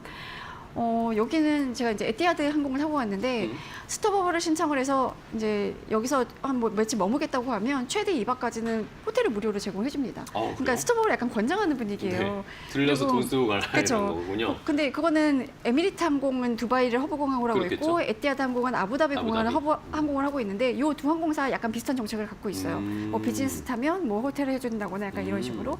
그리고 여기 뭐 루브르 아부다비 같은 약간 문화적인 좀 유명 박물관을 유치를 해서 네, 갖고 있기도 하고 야스섬이라고 약간 인공성을 만들어 놓은 데가 있는데 여기에 뭐 페라리 월드 그리고 워너브러더스, 시월드, 워터월드 4곳의 테마파크가 있거든요. 그러니까 네. 워낙에 여기는 이제 여름이 더운 나라니까 그쵸. 이럴 땐 실내 테마파크, 워너브러더스가 실내 테마파크고 페라리 월드 실내에 있는 곳인데 뭐 시원하게 이제 즐길 수 있는 것들을 많이 만든 거죠. 그러니까 아이들을 데리고 가기에 즐길 수 있는 페라리 월드 같은 데는 조금 이제 어른과 좀 청소년 그리고 워너브러더스는 그리고 시월드는 좀 어린 아이들이 즐길 수 있는 그렇네요. 뭐 그런 놀이거리가 굉장히 많고요. 뭐 5성급 고급 호텔도 굉장히 많고 웬만한 문화의 음식들은 다 접할 수 있고 이래서 그냥 한번 갔다 오면 여기는 주변 사람들한테 아이들 데리고 한번 가봐라고 추천할 만한 곳이기도 하고 그래서 실제로 이제 통계를 보니까 2024년 상반기에 아랍에미리트를 방문한 관광객 수가 전년 대비로 14.2% 증가했어요. 그리고 이제 글로벌 관광 허브로 자리 잡고 있다라는 평가이고 아부다비하고 두바이 국제공항의 여객 수가 네. 각각 전년 대비로 이제 아부다비는 33.8%, 두바이도 8% 증가했거든요. 그러니까 요 두 공항도 허브 공항으로서 역할을 많이 하고 있는 거죠. 그렇네요. 그렇죠. 그러니까 아시아나 이런 쪽에서 유럽 유럽이나 갈 때, 이런 데 갈 그렇죠. 때 이제 중간 기착지로 많이 활용을 하고 있고 기착한 김에 관광도 하고 돈도 쓰고 그러니까 하고. 관광 산업으로서도 굉장히 성장세를 보이고 있다라는 이제 생각이 좀 듭니다. 네. 자, 그러게요. 뭐 저도 지인 중에 작년에 두바이, 아부다비 가셨던 분이 있는데 의외로 해외 이민자들을 받아들이는 게 굉장히 열려 있다고 하더라고요. 포용적이에요. 네, 그냥 누구든 와서 뭔가 일을 하고 뭐 경제 활동을 할 수 있게 기반을 마련해 준다고 하는 걸 들으면서 그 대신에 그 안에서의 내부의 룰은 또 엄격하게 지켜야 된다라는 그런 전제 조건은 있지만 아무래도 종교적인 문제가 네, 될 수 그쵸. 있으니까요. 근데 어쨌든 받아들이는 거에 대해서는 전혀 네. 뭐 거리낌이 없다고 그런 얘기도 들었습니다. 자, 그러면은 뭐 결국에는 중요한 건 우리나라와의 교류인데 우리나라에서 이제 이런 중동의 국부 펀드들이 투자를 우리나라 쪽에 좀 많이 네, 네. 해줬으면 좋겠는데 네, 그렇죠. 교류가 잘 활발해지고 있나요? 다행히도 뭐 사우디아라비아나 아랍에미리트 이런 국가들이 네네. 한국에 대한 관심이 굉장히 많아요. 그래요. 그래서 일단 뭐 무바달라 고위급 인사들 그래도 꽤 자주 방문하는 것들 요새 이제 기사로 많이 나오잖아요. 근데 뭐 무바달라 혹은 사우디의 PIF에서 누가 방문했다 네네. 뭐 이런 보도들이 나오면 이분들 와가지고 만나는 사람들이 이제 국내 투자 대상인 그러니까 가시권에 들어와 있는 스타트업 사람들 많이 만나고 국내 엑셀러레이터라든가 벤처캐피탈 사모펀드들 사람들까지도 만나고 가거든요.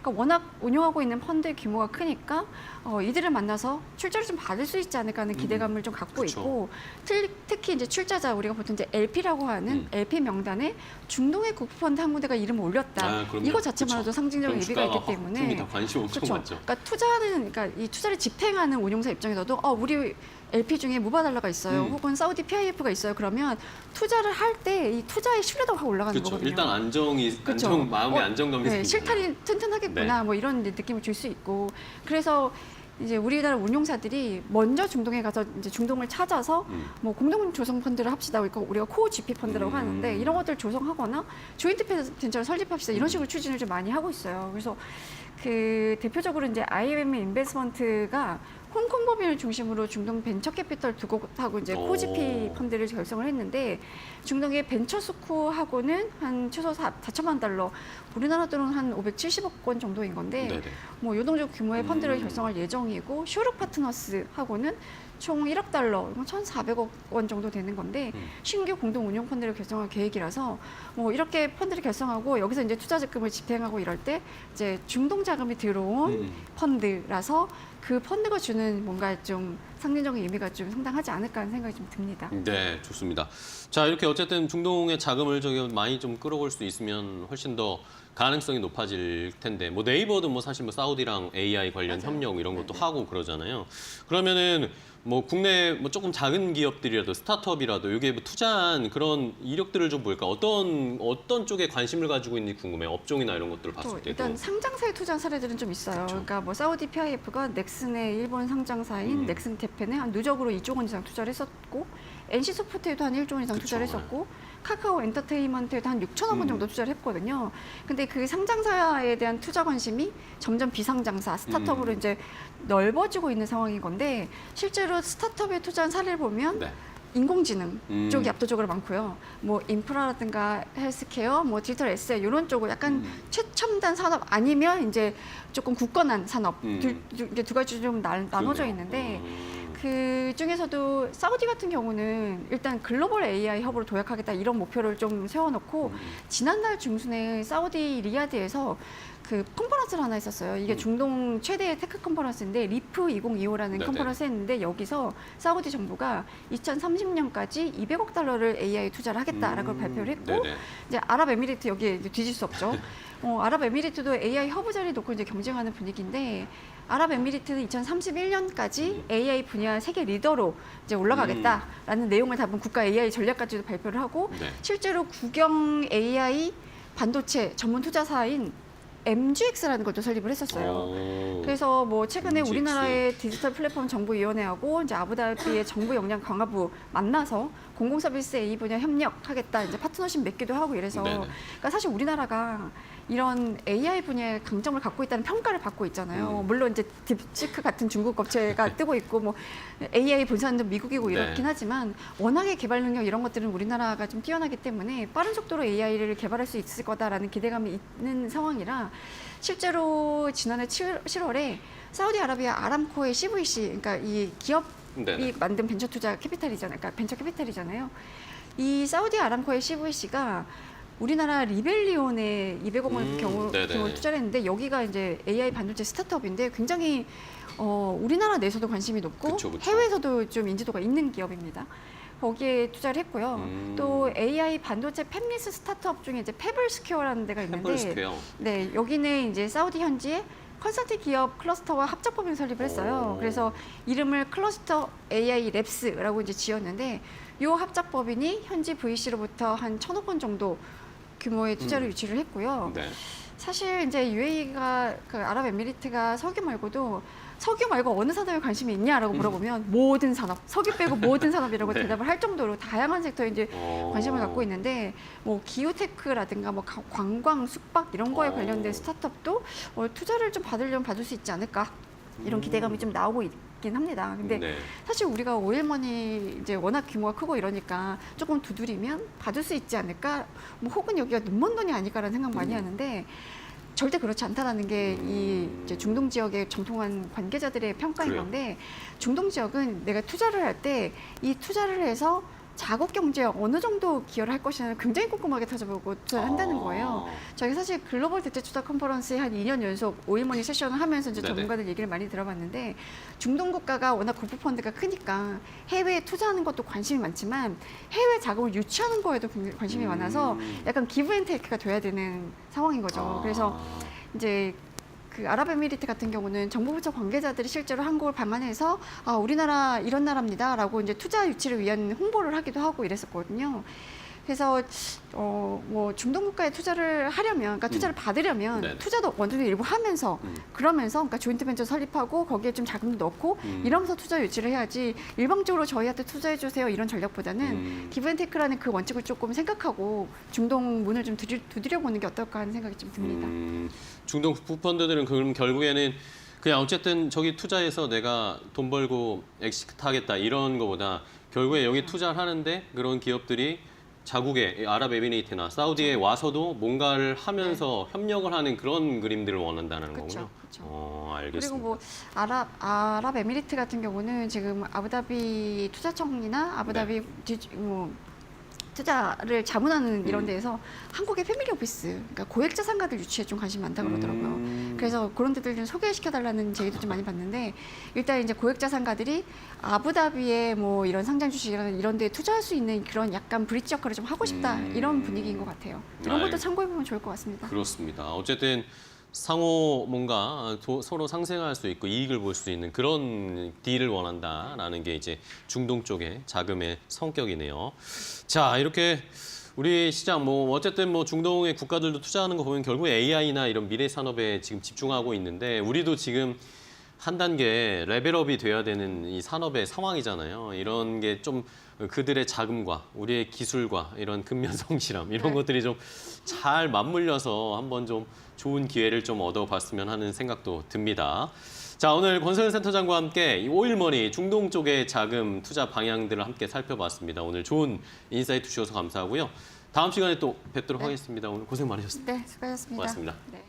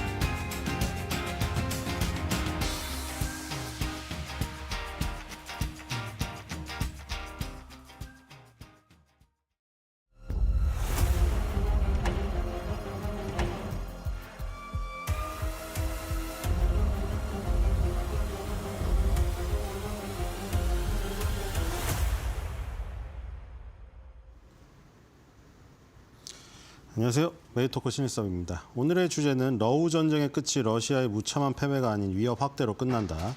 방산의 끝이 아니라 시작이 되어버린 전쟁.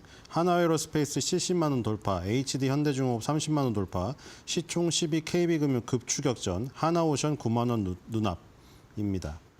왜 이렇게 주저리 썼냐면은 잘 나가는 유튜브들이나 조회수 많이 나오는 영상들 보면은 뭐 이렇게 요약해서 안 써놓더라고요. 그게 알고리즘에 걸리게 만들려고 하는 건지 이렇게 주저리 대부분 써있더라고요. 잘 나가는 유튜브들 보면은. 그래서 저도 제목을 이렇게 하려고요. 그래서 이렇게 했고, 자, 지금 트럼프가 어제 새벽에 속보로 우크라이나의 모든 전쟁 원조 중단한다고 했죠. 그러니까 지금 우리 원래 일반적인 생각이 뭐였죠? 주식시장에서 우크라이나 재건주가 움직이니까 그때가 왜 움직였죠? 우크라이나 재건주가? 전쟁이 마무리될 것 같으니까 재건주가 움직였잖아요. 방산주가 주춤하고. 그러니까 우리 일반적인 생각에는 전쟁이 끝나면 재건이 일어나니까 전쟁이 확대될 때는 방산주가 강했다가 전쟁이 끝날 것 같으면 이제 방산주가 조금 추락을 하고 재건주가 가고 뭐 요런 시속 게임 그림 생각하셨잖아요. 그렇죠? 근데 지금 재건주도 가지만 방산주는 더 가버린 거잖아요. 그러니까 지금 이게 우리가 일반적인 생각이 틀린 거예요, 지금.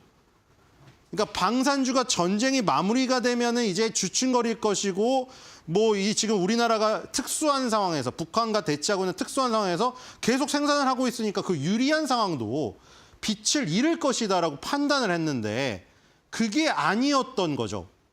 그러니까 그 논리의 전제는 그거였잖아요. 러시아가 완전히 패배하면서 끝나고 이제 더 이상 전쟁의 위협이 없는 상태로 가면 방산주가 이제 빛을 못 발하고 우리나라가 이제 뛰어나게 그런 수출을 했던 폴란드에 막 수출했던 것도 이제 조금 지연이 되고 그런 것을 생각을 했는데 그게 아니고 지금 이 전쟁의 끝이라는 게 오히려 러시아 위협이 확대되면서 유럽은 더욱더 군비를 증강해야 되고 다음 타겟은 내가 될 수도 있겠다는 불안감. 폴란드, 발트 3국, 북유럽부터 프랑스, 영국까지 예전에 2차 대전 전에 나치주의의 지금 표상이었던 독일까지 야 우리가 이제 미국의 원조 없이 스스로 군비 증강해야 되다. 이러다 보니까 러시아 우크라이나 전쟁, 뭐 이스라엘 가자지구 전쟁이 줄어드는 지금 확대해서 이제 축소되는 지금 시기로 가는데 방산주가 오히려 불이 붙어버리는 그렇죠? 우리가 생각했던 거랑 완전 다른 그림으로 가고 있습니다.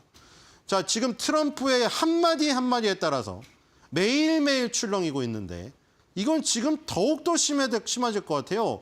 왜냐하면 지금 5년이 아니잖아요. 트럼프는 4년밖에 없습니다.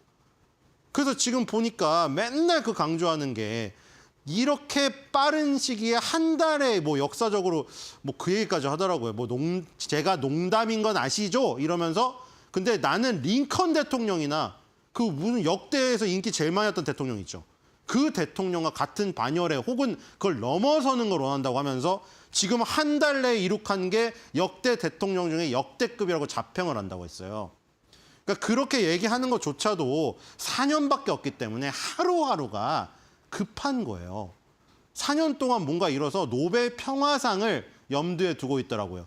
계속 인터뷰에서 얘기해요. 자기가 사람을 가장 많이 구할 거라고, 생명을. 그래서 지금 그런 얘기를 하루하루씩 내뱉는 게 너무 강력하기 때문에 이 시장의 영향을 그냥 휘청휘청 미치고 있습니다. 어제도 관세 폭탄을 결국 멕시코랑 캐나다에 매겨버리면서 지수가 급락을 했습니다. 자, 다우, 나스닥, S&P 500, 필라델피아 반도체 다 급락했는데 나스닥, 필라델피아 반도체 지수 짝꿍이 특히나 많이 급락을 했고요. 자, 다우는 일단 121선은 지키려고 했는데 살짝 무너졌습니다. 살짝 종가가 살짝 떨어졌고요. 뒤로 가겠습니다. 나스닥은 121선 완전 붕괴되고 121선이 붕괴되니까 저항으로 바뀐 거 여기 보이시죠? 그렇죠? 지지였는데 그거예요. 어제의 동지가 오늘의 적이 되는 겁니다. 어제의 적이 오늘의 동지가 되는 것이고. 그러니까 지지였던 게 저항으로 바뀌어버리는. 저항으로 바뀐 게 확인이 딱 됐죠. 꼬리가 여기 정확하게 120선에서 밀리고 있지 않습니까? 121선에서 지지가 됐던 때랑 저항이 됐던 때랑 지금 완전히 판이 바뀌었습니다. 자, S&P 500입니다. 자, S&P 500도 121선을 이탈해버렸죠. 121선을 1월 13일에는 지켰었는데 이제는 깼습니다. 자, 필라델피아 반도체 지수입니다. 4%로 가장 많이 하락을 했고요. 밑에 뭐 얘는 이동평균선을 다 깨졌고요. 이제 전 저점을 싹 다 깼습니다. 4,500까지 지금 떨어진 상황입니다. 뒤로 가보겠습니다. 자, 일단 일봉 차트는 다 망가졌어요. 자, 반면에 독일 닥스는 또 역사상 신고가를 가는 기염을 토했습니다. 지금 독일 닥스를 비롯하여 프랑스부터 영국이 있나요? 영국 없고 프랑스, 그리스, 뭐 스페인, 포르투갈 쫙 나오는데 유럽은 대부분 플러스를 기록했어요. 뒤로 가겠습니다. 자, 브라질은 다시 무너졌습니다. 네, 뒤로 가보겠습니다. 신흥국은 지금 사실 증시는 끼지 못해요. 인도는 완전 밑바닥을 파고들고 있고요. 자, 뒤로 가보겠습니다. 자, 상해는 잘 나가고 있었는데 또 주저앉고 있죠. 왜냐면 이제 이 중국에도 결국 10% 플러스에서 20% 관세를 부과했기 때문에 뭐 중국도 대응을 하겠습니다만 일단 충격에서 벗어날 수 없었다. 뒤로 가겠습니다. 심천도 21선 테스트에 나섰습니다. 2000선이 위협받고 있고요. 뒤로 가보겠습니다. 자, 니케이도 지금 박스권 하단에서 계속해서 오랫동안 지금 지지를 하고 있다가 갑작스레 폭포수처럼 떨어져 버렸죠.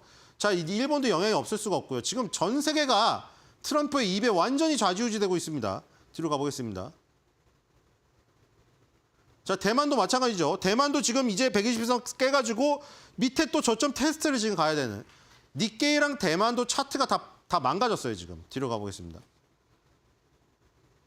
자, 코스피도 마찬가지죠. 코스피는 뭐 지금 벌어놓은 게 연초에 벌어놓은 게 많아서 그런데 벌어놓은 거 다 까먹었습니다. 그렇죠? 대만 니케이는 연초에 그냥 횡보를 했기 때문에 밑에 전저점이 깨져버린 것이고 이 지금 우리나라 같은 경우에는 연초에 벌어놨기 때문에 제자리 플러스 마이너스 0까지 된 거예요.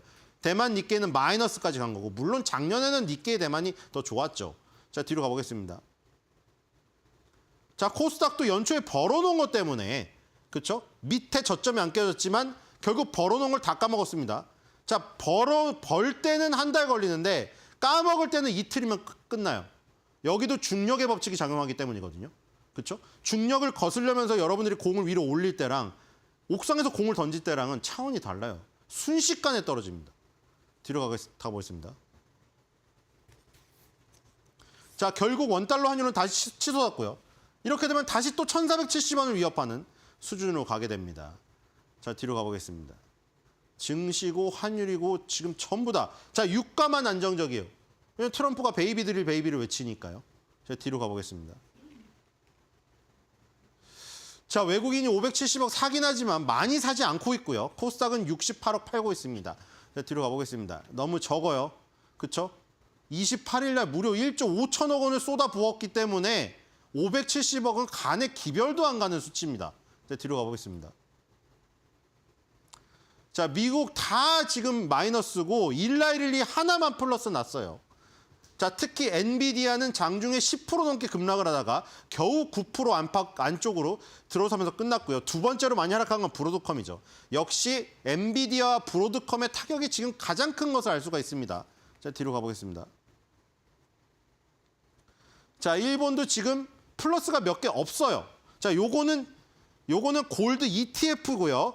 빼고 NTT 도코모랑 도쿄 가이조 홀딩스 두 개 빼고 전부 마이너스입니다. 자, 뒤로 가보겠습니다. 특히 히타치랑 소프트뱅크 그룹이 마이너스죠. 그 두 개가 연관되어 있다고 말씀드렸죠. 소프트뱅크는 비전 펀드를 통해 가지고 이 미국의 여러 가지 데이터 센터라든가 이런 인공지능 회사에 투자를 했고요.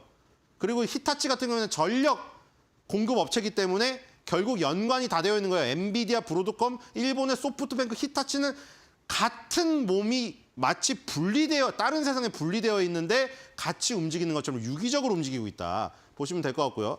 대만도 오늘 기다렸다가 캡처를 했습니다. 자, 전체적으로 다 마이너스입니다. 이것도. 자, TSMC부터 시작을 해서 다 마이너스고 ASE 테크놀로지가 2.12로 가장 많이 빠지고 있죠. 뒤로 가겠습니다. 자, 이 미국의 특징주입니다. SAP, ADR. 자, SAP 어디서 봤죠? 바로 이 와중에도 역사적 신고가를 간 독일 닥스 지수의 시가총액 1위 종목이 SAP, ERP 회사라고 했죠. 전사적 자원관리 소프트웨어 만드는 회사인데 세계 1위입니다. 그런데 이 지금 독일의 SAP가 미국에도 ADR로 상장되었기 때문에 굳이 뭐 전화를 걸어서 증권사의 새벽에 독일 증시는 그렇게 따로 전화해서 사셔야 돼. 그 불편함을 없애고 그냥 미국의 ADR을 사는 방법이 있습니다. 대만 증시도 똑같죠. TSMC를 본토에서 살 수도 있는데 TSMC ADR이 있기 때문에 미국 증시를 그냥 하시면 돼요. 자, SAP도 마찬가지죠. 지금 독일 닥스가 굉장히 잘 나가고 있으니 당연히 시가총액 1위도 잘 나가겠죠.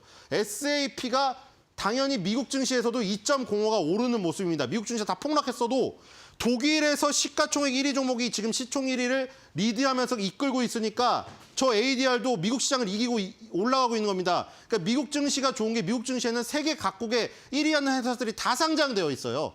아르헨티나의 메르카도 리브레라든가 아니면 지금 이탈리아의 페라리 이런 거 다 상장되어 있죠. 그냥 전 세계 종합 전시장이라고 보시면 됩니다. 자, SAP가 2024년도 4분기 때 이런 내용이 나왔었어요. 클라우드 전사적 자원관리 ERP죠. 인공지능 기술이 보급되고 활용되기 시작하면서 클라우드 ERP 이전이 가속화되고 있다. 그러니까 지금 ERP, 이 전사적 자원관리에도 인공지능이 도입되면서 회사가 좀 더 효율적으로 관리될 수 있는 소프트웨어를 제공하는 회사입니다. 뒤로 가겠습니다. 자, 기주모테주는 별다른 게 없고요. 뒤로 빨리 넘어갈게요. 자, 심천의 1위 CATL. CATL은 주가가 좋아요, 지금. 그렇죠? 3월 3일 날도 장중에 급등하면서 신고가를 갱신했었습니다. 그렇죠? 뒤로 가보겠습니다. 자, 도요타 자동차도 조금 살아나고 있죠. 도요타 자동차 살아나고 있어요. 니케이가 도요타 자동차보다 무너지는 거 보니까 아까 전에 말한 히타치라던가 이 지금 소프트뱅크가 많이 빠져서 그렇지 시총 1위 도요타는 일단 이 지수를 지지하고 있습니다. 뒤로 가겠습니다. 자, TSMC가 많이 빠졌죠. TSMC ADR도 마찬가지고 TSMC 본토에서도 많이 빠졌어요. 자, 지금 3일 날 하나 나왔는데 도널드 트럼프 미 대통령이 TSMC가 향후 어제 발표했죠. 향후 4년간 미국에 1,000억 달러 이상을 투자할 계획이라고 했다. 그쵸? 역시 대만도, 그쵸? 중국의 침공 위협이 있기 때문에 물론 트럼프한테 기자가 물어봤어요. 중국이 대만을 침공하면 어떻게 할 거냐? 트럼프가 나 절대 그 질문을 100번 해도 대답 안 한다고 했습니다. 그 대답 안 한다고 했어요. 근데 어쨌든 간에 대만은 그러면 그 모호한 답변 때문에 이런 거라도 갖다 바쳐야 되는 거죠. 어떻게 될지 모르니까요. 우크라이나 젤린스키는 안 바쳤던 것이고 TSMC는 갖다 바쳤습니다. 이게 가장 안전한 투자라고 핵우산이라고 생각하는 것이에요. 그래서 어쨌든 간에 TSMC가 4년간 미국에 1,000억 달러 이상을 투자한다고 계획을 밝혔습니다만 TSMC 주가는 ADR이 4.64 빠지고 오늘 본토 증시가 열렸는데 1.96 빠지고 있습니다. 뒤로 가겠습니다. 자, 일본의 특징입니다. 오늘은 이제 일본이 다 빠지기 때문에 이런 제약주들이 반사적으로 오릅니다. 방어주니까요. 다이지 산큐가 1.34 오르는데 자, 다이지 산큐 어디서 많이 들어보지 않았습니까? 여러분들 알테오젠 리가켄 바이오 할 때 맨날 나왔잖아요. ADC 치료제 여기 있죠. 영국의 아스트라제네카와 일본의 다이지 산큐가 개발한 ADC 치료제 엔허투가 이 시장에서 ADC 치료제를 이끄는 대표적인 약물이죠. 바로 2007년에 산큐와 다이지치 제약의 합병으로 탄생되었고 아스트라제네카와 함께 이 블록버스터급 ADC 치료제를 탄생시킨 바로 그 기업입니다.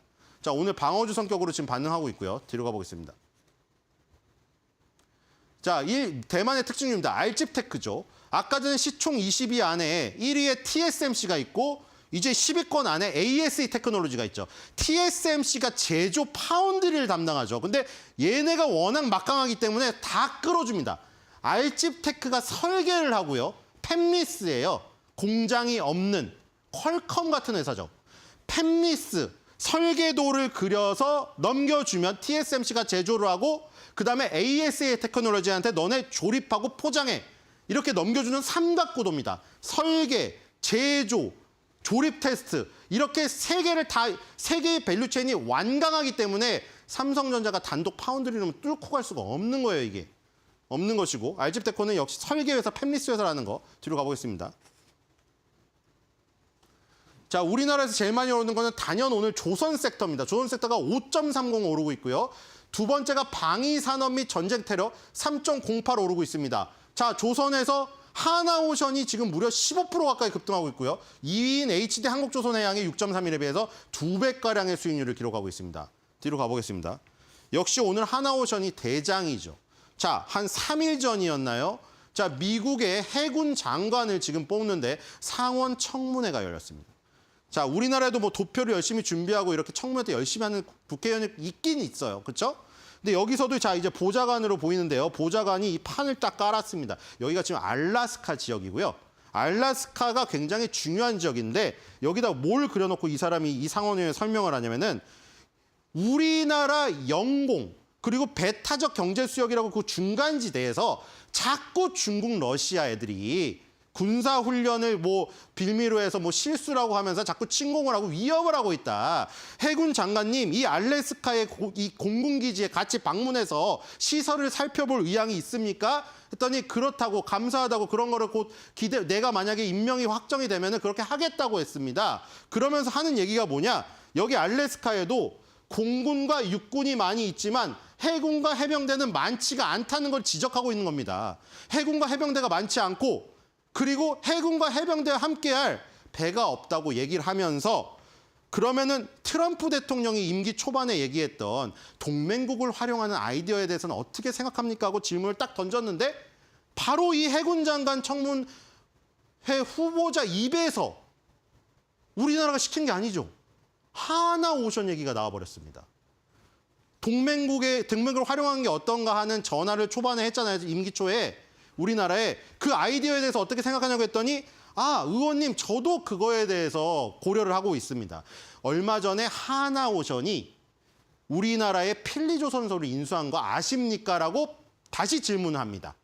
그래서 저는 거기서 뭐 부품을 만들든 뭐든 그 능력치를 최대한 활용할 것을 고려하고 있다고 답변을 합니다. 바로 이 청문회 현장에서 이게 나와버렸어요, 이 회사가. 그래가지고 지금 뭐 하나오션이 뭐 시킨다고 뭐 미국이 할 것도 아니지만 자연스럽게 그냥 홍보가 돼버린 거죠, 이게. 그리고 아까 전에 말했듯이 그거죠. 러시아 우크라이나 전쟁은 어쨌든 간에 지금 우크라이나가 소외되든 말든 러시아랑 이제 미국이 큰 틀을 그리고 유럽이 어떻게 조금 뭐 넣어가지고 뭔가 마무리되는 국면인데 방산주는 오히려 신고가를 가버리고 있다는 것이죠. 물론 조선주지만 지금 방산에 굉장히 밀접한 관련이 있는 조선주가 돼버린 것이죠. 예전 전신 대우조선 해양도 군함을 주력으로 만들던 이력이 있었고요. 그래서 지금 신고가를 가면서 9만 원 가까이 급등을 했는데 하나그룹이 지금 3월 4일 날 장중 그룹 시가총액 5위를 지금 탈환하는 이 기염을 토하는데 하나오션이 큰 역할을 했다는 것이죠. 자, 그래서 결국 이 지금 돌아가는 판도를 보시면 전쟁이 마무리되는데 방산주가 죽는 모습으로 마무리되는 게 아니라 전쟁의 끝이 방산이 오히려 더 한 번 더 업그레이드되게 지금 마무리돼 버린 국면이 벌어지게 됐거든요, 지금. 그러니까 재건주가 올라가면 방산주가 가라앉고 방산주가 올라가면 재건주가 가라앉는 그런 그림과는 전혀 다른 그림이 펼쳐지고 있다는 거. 그것을 지금 명심하시고 시장에 대응하셔야 될 것 같습니다. 자, 하나그룹이 그룹 시총 5위도 지금 탈환을 했고요. 하나오션이 지금 9만 원을 돌파하는 기염을 지금 눈앞에 두고 있습니다. 그래서 오늘 한 줄 매도평입니다. 한화, 이제 진짜로 야구만 잘하면 되는 판이다.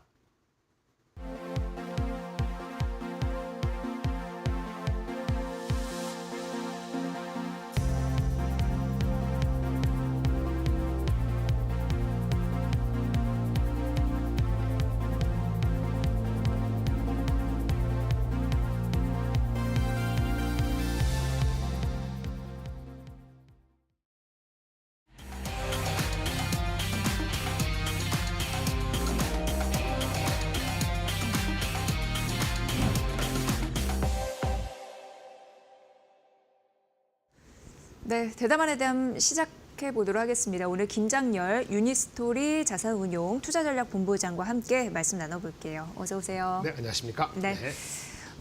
엔비디아 급락세 이게 투자 심리를 흔들고 있는데 AI 반도체의 주가 상승세는 이제 꺾였다라는 목소리도 일부 있는데 어찌됐건 이건 좀 팩트 체크 좀 필요해 보이고요.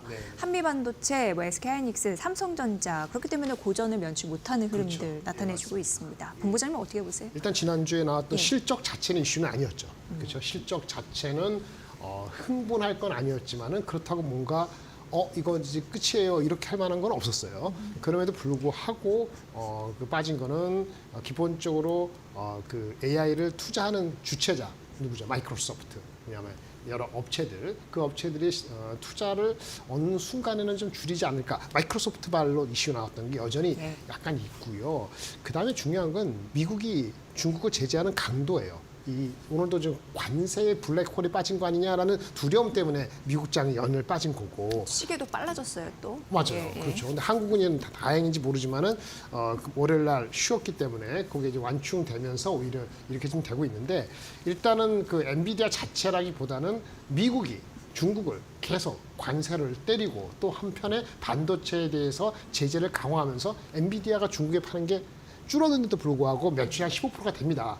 이른바 H20라고 20이라는 제품 여기에 대해서도 제재 내지는 조사를 하겠다. 이러면서 투자 심리가 단순히 블랙웰이 잘 팔리냐 안 팔리냐 이런 걸 떠나갖고 지금 걱정이 앞선 거거든요. 사실은요 블랙웰은 going where 잘 된다고 분명히 얘기했어요.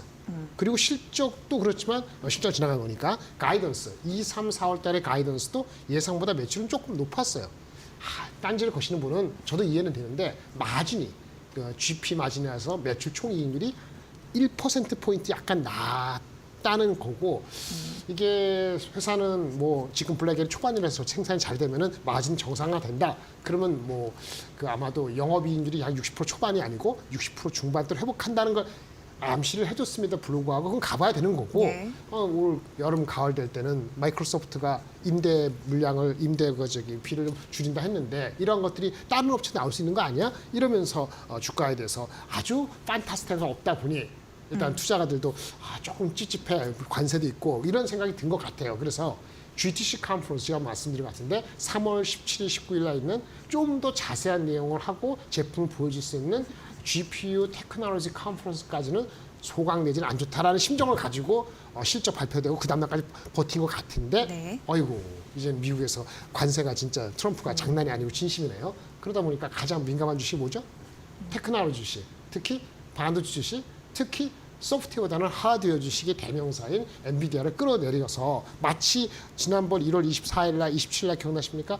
그 딥시크 발로 왕창 떨어맞았을 때 그때 주가 레벨로 결국 갔어요. 네. 그래서 이게 과한 거 아니라는 생각이 들 수밖에 없는 거고요. 참고로 말씀드리면 지금 어렵게 빠져갖고 주가가 레벨이 PER이 아마 25배 정도 약간 밑돌기 시작했을 겁니다.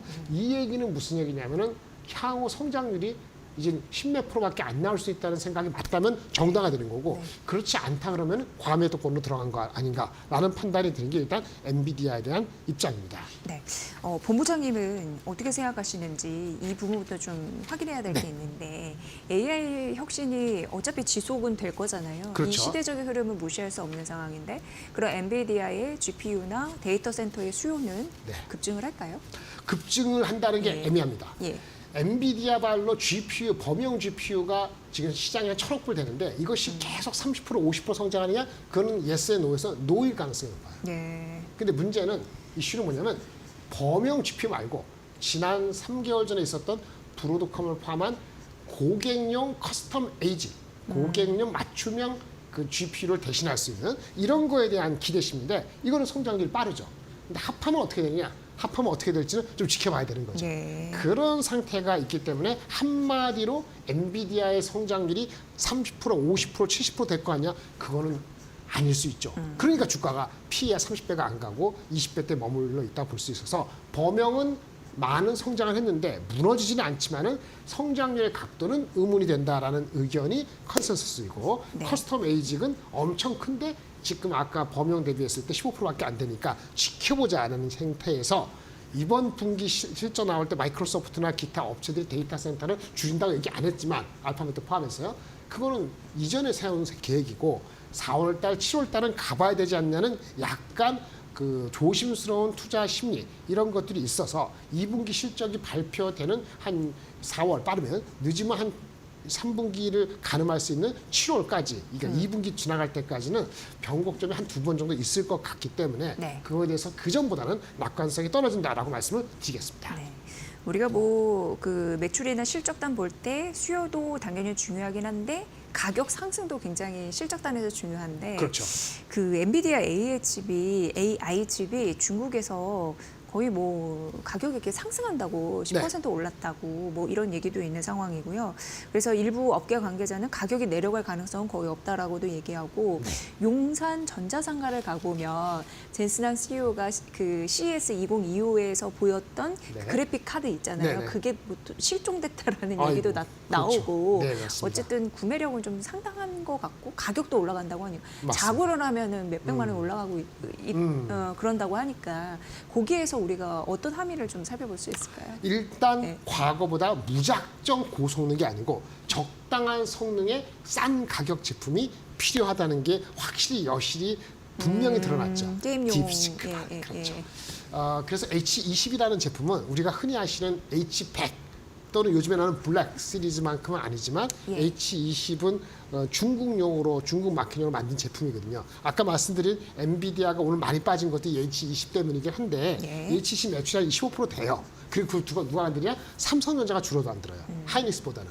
그러니까 H20이 잘 팔린다 그러면 약간 성능은 약간 리바이즈 다운 됐더라도 떨어지더라도 적절한 거잖아요. 예, 예, 근데 수요가 막 뭉치는 예, 거예요. 예. 그 가격이 20% 올랐다는 거는 중국에서 이런 수요가 생각보다 많다는 거죠. 중국의 대표적인 게 빅테크 누가 있습니까? 요즘에 뭐 엄청난 투자 계획을 향후 뭐 3년 동안에 엄청 많이 500억, 50조 이상 한다는 알리바바, 그 다음에 텐센트, 바이댄스 이런 업체들이 AI를 하기 위해서 쓰는데 이쪽 수요가 엄청 세다는 거예요. 예. 그래서 일견 삼성전자 H20은 엄청 고성능은 아니지만 더 특화된 수요가 상당히 크다는 지금 삼성전자도 긍정적인 거면서 동시에 걱정이 생긴 거죠. 이거마저 수출을 미국이 중국에 수출하는데 이런 제품마저도 규제라면 어떻게 되느냐라는 생각이 걱정이 되니까 엔비디아 주가가 더 빠진 측면이 있는 거거든요. 예. 삼성전자도 H20 서버용으로 이 제품이 잘 나가는 건 매우 중요하지만 동시에 어떻게 될지는 또 지켜봐야 되는 그런 양면성이 있다라고 말씀을 드리겠습니다. 지금 AI 반도체 시장이 약간 좀 혼란스럽기도 할 거예요. 네. 예.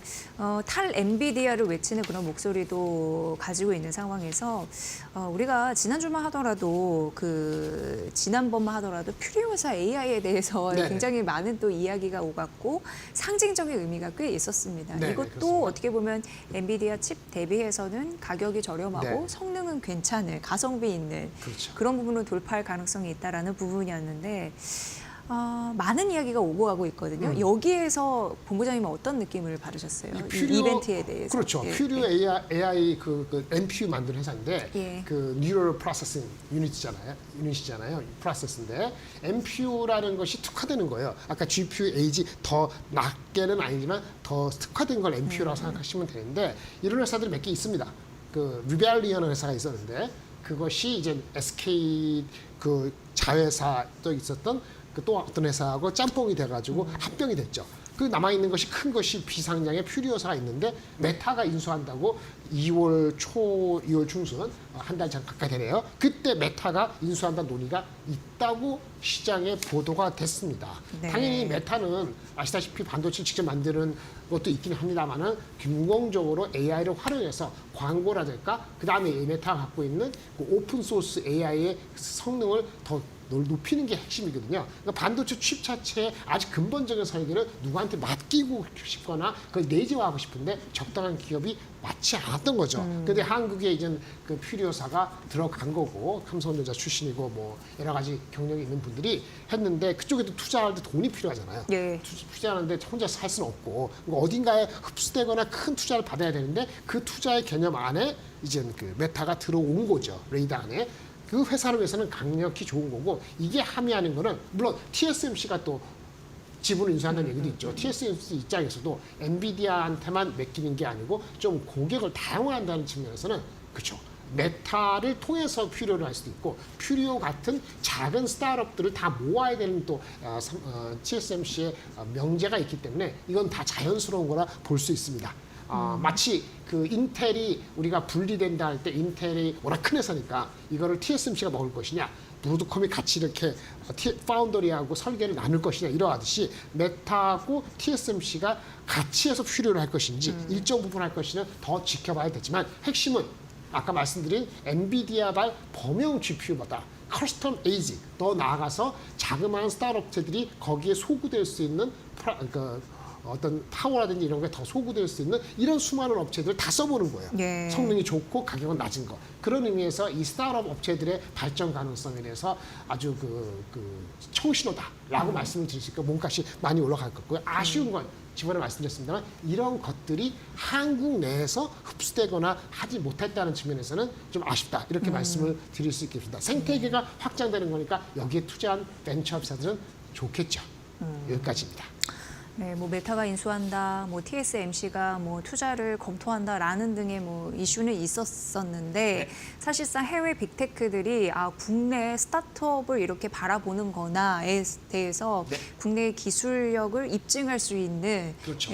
그런 괜찮은 기업들이 있구나라는 걸 느낀과 동시에 또 일각에서는 메타나 TSMC 좀 이거를 가져가게 되면 그 인재나 해외 우리나라의 그런 기술력이 해외에 유출되는 것이 아니냐라고 했지만 퓨리오사 AI 맞죠? 거기에서도 맞습니다. 그런 얘기를 했죠. 우리 2천억 원 투자밖에 못 받는다 국내에서 하면 그런 어려움 점도 토로를 했습니다. 자금의 부족함을 절실히 느꼈을 거고요. 예. 어느 단계에서 여기 있는 사람들이 몇백 명, 몇천 명 되지 않거든요. 예. 100명 이러면 넘어갈 때 그 스레시홀드 포인트가 있어요. 뚫어야 되는 포인트 있는데 거기서는 엄청 자금이 필요하다고 합니다. 근데 그걸 뚫기에는 여러 가지 설득시키는 데 있어서 한 번에 설득이 될 수 있고 과감한 투자자가 필요하지 않겠습니까? 예. 그게 이제 전략적인 파트너가 됐던 아니면 금융적인 측면에서 파이낸셜 인베스터 됐던 물론 SI가 더 중요합니다.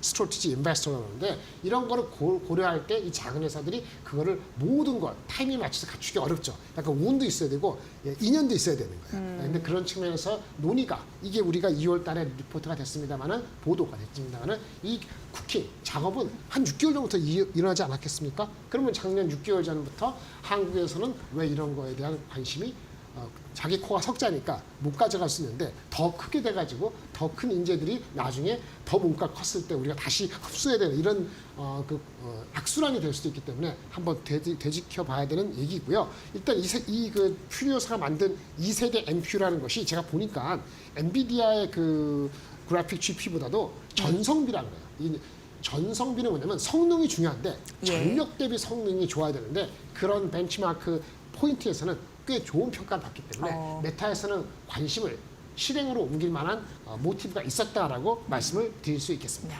뭐 창업이나 벤처나 어쨌든 기술력이 있어야지 해외에서 통하는데 그렇습니다. 그게 통했는데 국내에서는 몸값을 제대로 받기 쉽지가 않고 투자도 그러니까 그렇죠. 해외로 눈을 돌릴 수밖에 없는 상황인데 어찌되건 간에 이런 기술력 관련해서 칩 관련해서는 맞춤형 칩이 좀 통하는구나. 맞습니다. 그거 굉장히 중요한 포인트이긴 한 것 같습니다. 그렇습니다. 근데 생각해볼 여지는 좀 많이 있었던 퓨리오사 AI 기업 이슈인 것 같아서 좀 말씀드렸고 한 가지 이제 남은 시간 살펴봐야 될 게 지금 PC 시장이요. 네네.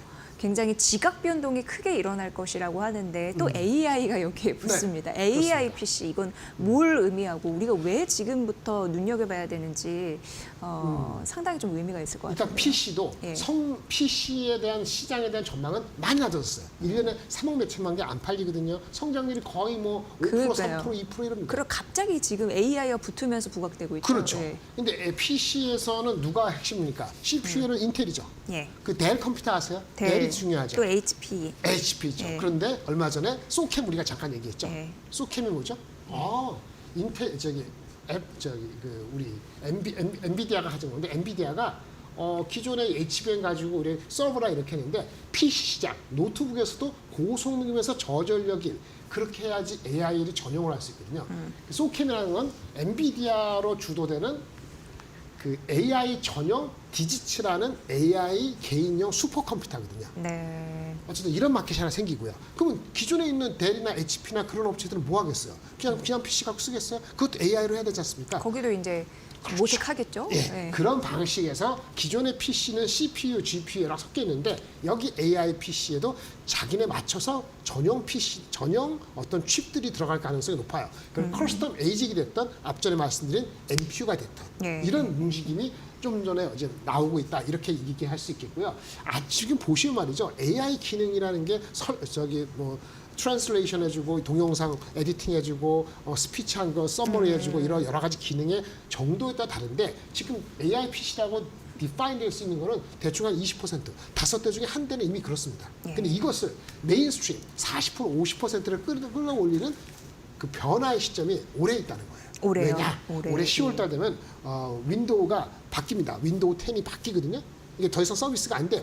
그러면 어떻게 돼요? 그러면 윈도우 10이 바뀌면은 어차피 PC를 바꿔야 되는 수요가 많은데 야 바뀔 때 우리 AI 기능이 된 PC로 하세요 하면 가격도 높이고 좋겠잖아요. 그 데라고 HP 이런 업체들이 AI 전용 NPU를 착지한 AI PC로 성능을 의미 있게 한번 해내겠다 이런 얘기입니다. 네. 똑같은 얘기인데 휴대폰이건 PC건 다 전력이 중요하기 때문에 성능만 중요한 게 아니고 전성비가 중요하다 보니까 NPU가 들어간다, ASIC이 들어간다 이런 얘기가 나오는 거라고 이해하시면 되겠습니다.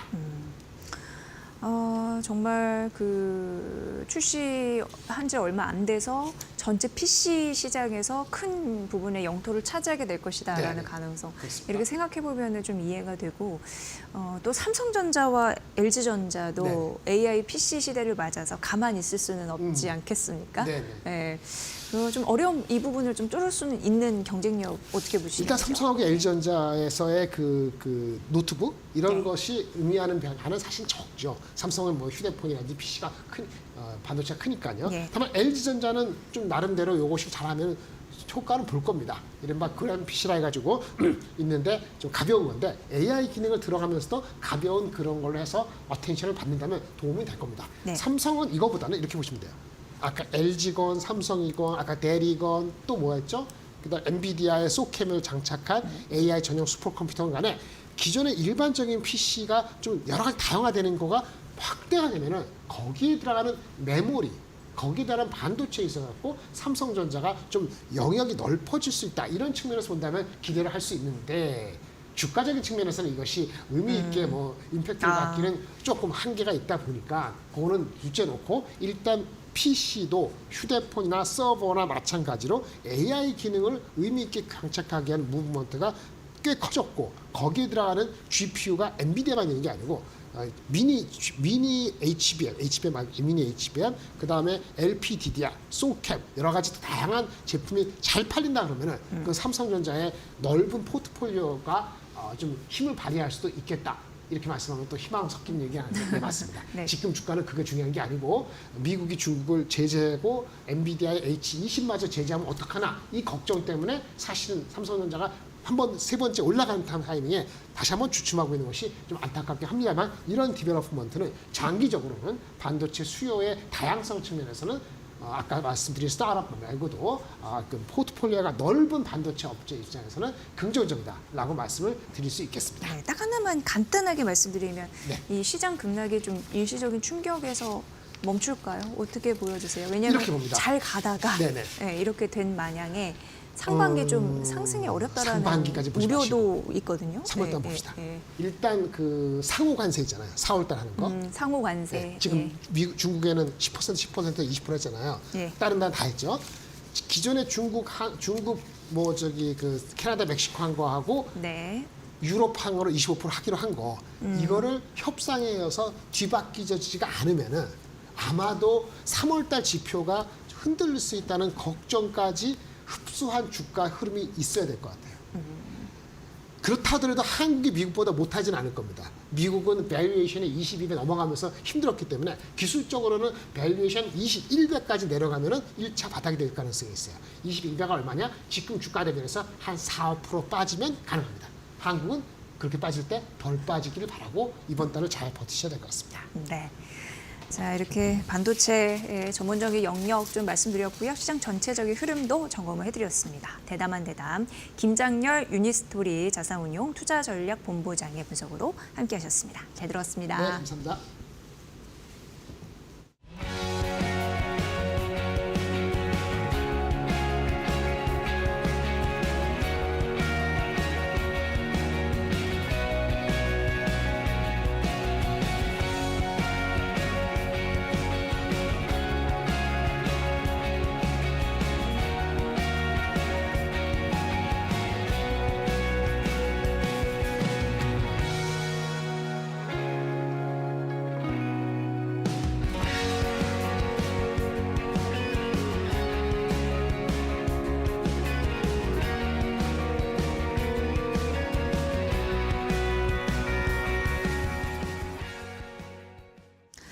앵커 브리핑 시작을 하겠습니다. 오늘은 와이즈 엔터테인먼트 얘기를 좀 해드리려고 하는데 최근에 증권사에서 이상하게 목표 주가를 쭉 줄상향하는 흐름들도 보이고 기관의 수급도 좀 착착 붙거든요. 어떤 매력이 있길래 좀 자세히 살펴봐야겠다라는 생각이 들었습니다. 그래서 오늘 와이즈 엔터를 준비를 해왔습니다.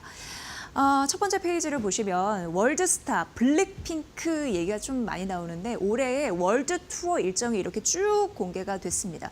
월드 투어 한 적을 이렇게 생각해 보니까 2년 전에 2022년 10월부터 약 1년간 진행이 됐었는데 그렇게 따지면 지금 2년간의 휴식기를 거친 겁니다. 그런데요, 그 사이에 로제나 제니나 좀 개인들이 멤버들이 활동을 잘 해줬기 때문에 이 블랙핑크의 인기는 더 높아졌나라는 생각이 많이 드실 것 같습니다. 그게 월드 투어의 답안지에 좀 담겨 있습니다.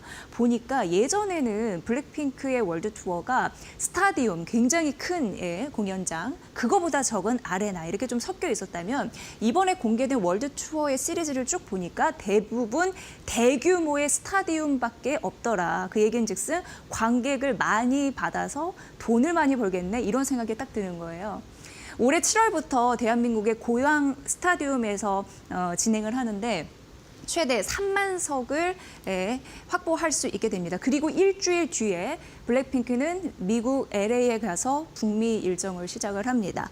이렇게 쭉 보면은 프랑스 같은 경우에는 최대 7만 석인데 이전 월드 투어 대비해서 규모가 비슷합니다. 그런데 살펴볼 부분은 올해 8월에 스페인 처음 스페인 보면은 이제 5만 석이 넘는데 이게 규모가 좀 늘었다라는 부분 좀 말씀드리고 처음 열리는 건 이제 이탈리아에서 처음 월드 투어를 가거든요. 여기가 최대 4만 석입니다. 그리고 한 가지 더 볼 게 영국인데 영국에 웸블리 스타디움이라는 곳이 있는데요. 여기가 한국의 K-팝 여자 아이돌 역사상 최초로 이곳 가서 공연하는 입성을 한다는 데서 의미가 있는 것 같습니다. 이렇게 따지면 회차당 봤을 때 평균 여기 쭉 제가 써놨지만 한 4만에서 5만 정도 되는데 이 규모만 따지면 전 월드 투어 대비해서 1.5배나 늘어난 수치로 내년 2026년 영업이익을 크게 뛸 수 있게 만드는 그런 획기적인 공연 규모다라는 평가가 나타나고 있는 상황입니다. 다음 페이지 만나보면요. 이 티켓 파워 링크가 이들과 비슷하다고 합니다.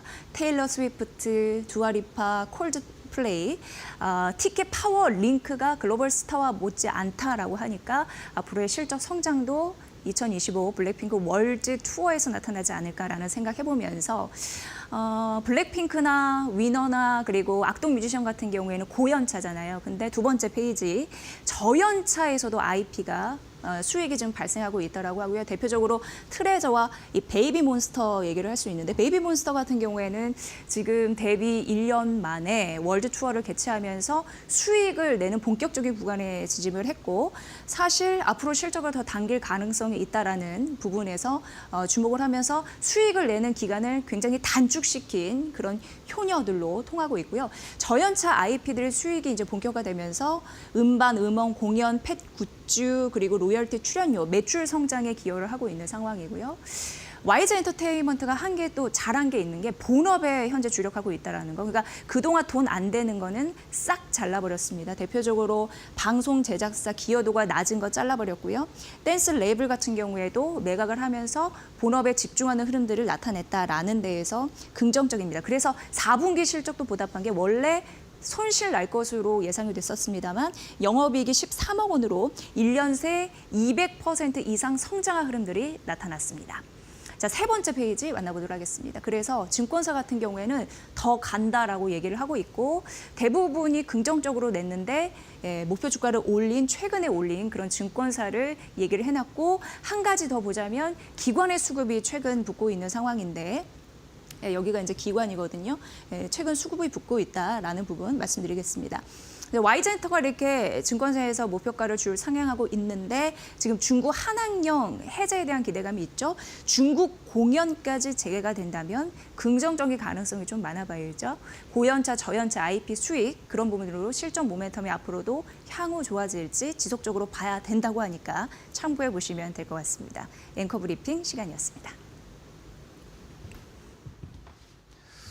자, 우리 시장 오늘 뭐 선방을 하고 있습니다. 조금 등락을 거듭하고는 있지만 뭐 이웃의 일본이나 중국 시장, 홍콩 시장에 비교해 보면 코스피 약보합권, 강보합권 왔다 갔다 하면서 어느 정도의 올 새해 들어서 어쨌든 좋은 모습을 시장이 계속 보여주고 있는데 어쨌든 이 트럼프 대통령의 이야기는 저희가 계속 주목하면서 시장의 대응책을 찾아야 할 것 같습니다. 네, 오늘도 오후까지 성공 투자하시고요. 저희는 내일 이 시간 또 시청자 여러분을 뵙겠습니다. 함께해 주신 여러분 고맙습니다. 고맙습니다.